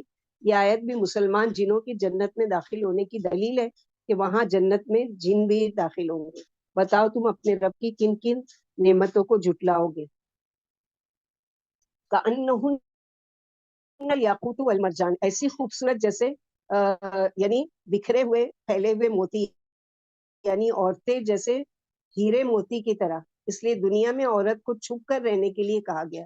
عورا کا معنی ہے کہ چھپی ہوئی چیز، کیونکہ وہ قیمتی پتھر ہے، ان کی چمک مان نہ ہو، ان کو کوئی چرا نہ سکے، ان کو کوئی نقصان نہ پہنچا سکے، اسی لیے دنیا میں بھی اس کو حیا کے ساتھ پردے کے ساتھ رہنے کا حکم دیا گیا۔ اور جنت کی عورتوں کی صفات ہی یہی ہے کہ جن کے اندر حیا بھی ہے، عفت بھی ہے، پاک دامنی بھی ہے۔ اس میں حوروں کے اوصاف بیان کیے گئے کہ وہ صفائی، خوبصورتی اور پاکیزگی میں یاقوت کی مانند ہوں گی، اور گورے پن میں، آبداری میں اور سفیدی میں موتی کی طرح ہوں گی۔ مرجان سے یہاں موتی مراد ہے۔ نبی صلی اللہ علیہ وسلم نے فرمایا حور کی پنڈلی کی سفیدی 70 ریشمی جوڑوں میں سے بھی جل ملائے گی، یہاں تک کہ اس کے اندر کا گودا جو ہے وہ بھی نظر آئے گا۔ ابن مسعود رضی اللہ عنہ نے یہ آیت پڑھی اور فرمایا کہ دیکھو یاقوت ایک پتھر ہے، لیکن اس میں اللہ نے غضب کی جوت رکھی ہے، اگر اس کے بیچ میں دھاگا پرو دیا جائے تو وہ باہر سے نظر آئے گا، یعنی اتنا ٹرانسپیرنٹ اور اتنا کرسٹل۔ صحیح یہ ہے کہ یہ روایت موقوف ہے۔ جنتی کو 2 حوریں ملیں گی، ہر ایک 70 جوڑے زیتن کیے ہوں گی، ان سب جوڑوں میں سے اس کا پنڈلی کا گودا یعنی 70 جوڑے پہنے ہوں گی۔ اس کے باوجود بھی دنیا میں تو عریاں لباس پہننے کی اجازت نہیں ہے، لیکن وہاں پر ٹرانسپیرنٹ لباس ایسا پہنے گی، اس کی خوبصورتی ایسی ظاہر ہوگی کہ اس کی پنڈلی جو ہوگی، اس کے اندر نلی میں جو گودا ہوگا وہ بھی نظر آ رہا ہوگا۔ سبحان اللہ، یہ اللہ سبحانہ وتعالیٰ کی زبردست قدرت کی نشانیاں ہیں، اور اللہ سبحانہ وتعالیٰ کے یعنی اللہ تعالیٰ اسی لیے فرما رہے ہیں کہ حل جزاء الاحسان الا الاحسان، کیا احسان کا بدلہ احسان کے سوا کچھ اور ہو سکتا ہے؟ یعنی جس طرح انسان یعنی جو نیکی کرے، صبر کر کے دنیا سے ہر چیز میں اپنے دل کو مارتے رہے تھے، ہر لذت والی چیز سے دنیا میں بچتے رہے تھے، تو ان کو اور یہ احسان کا بدلہ احسان کے سوا اور کچھ ہو سکتا ہے؟ اللہ ان کی قدردانی کریں گے، ان کی نیکی کو ضائع نہیں کریں گے۔ یعنی دنیا میں وہ احسان کے درجے پر اللہ کی عبادت کیا کرتے تھے، ہر وقت وہ اللہ تعالیٰ کو محسوس کرتے تھے، اور ہر وقت اللہ سبحانہ وتعالیٰ کی یعنی اس کا ذکر کیا کرتے تھے۔ جیسے جنت میں مرد زیادہ ہوں گے یا عورتیں، یہ ایک سوال ہے۔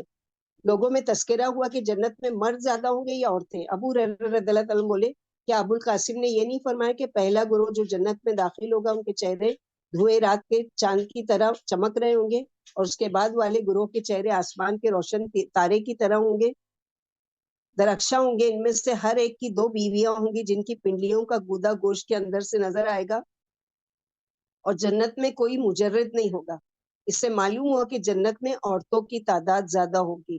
پھر بتاؤ تم اپنے رب کی کون کون سی نعمت کو جھٹلاؤ گے؟ یعنی جس نے حل جزاء الاحسان الا الاحسان، یعنی جس نے دنیا میں خلوص سے عمل کیا، اس کا بدلہ اعلیٰ درجے کی نعمت ہے۔ دوسری جگہ فرمایا سورہ یونس میں للذین احسنوا الحسنی وزیادہ، جن لوگوں نے پرخلوص عمل کیے انہی کے لیے نیکی ہے اور زیادہ ہے۔ رسول اللہ صلی اللہ علیہ وسلم نے یہ آیت پڑھ کر فرمایا جانتے ہو تمہارے رب نے کیا فرمایا؟ صحابہ نے جواب دیا کہ اللہ اور اس کے رسول بہتر جانتے ہیں۔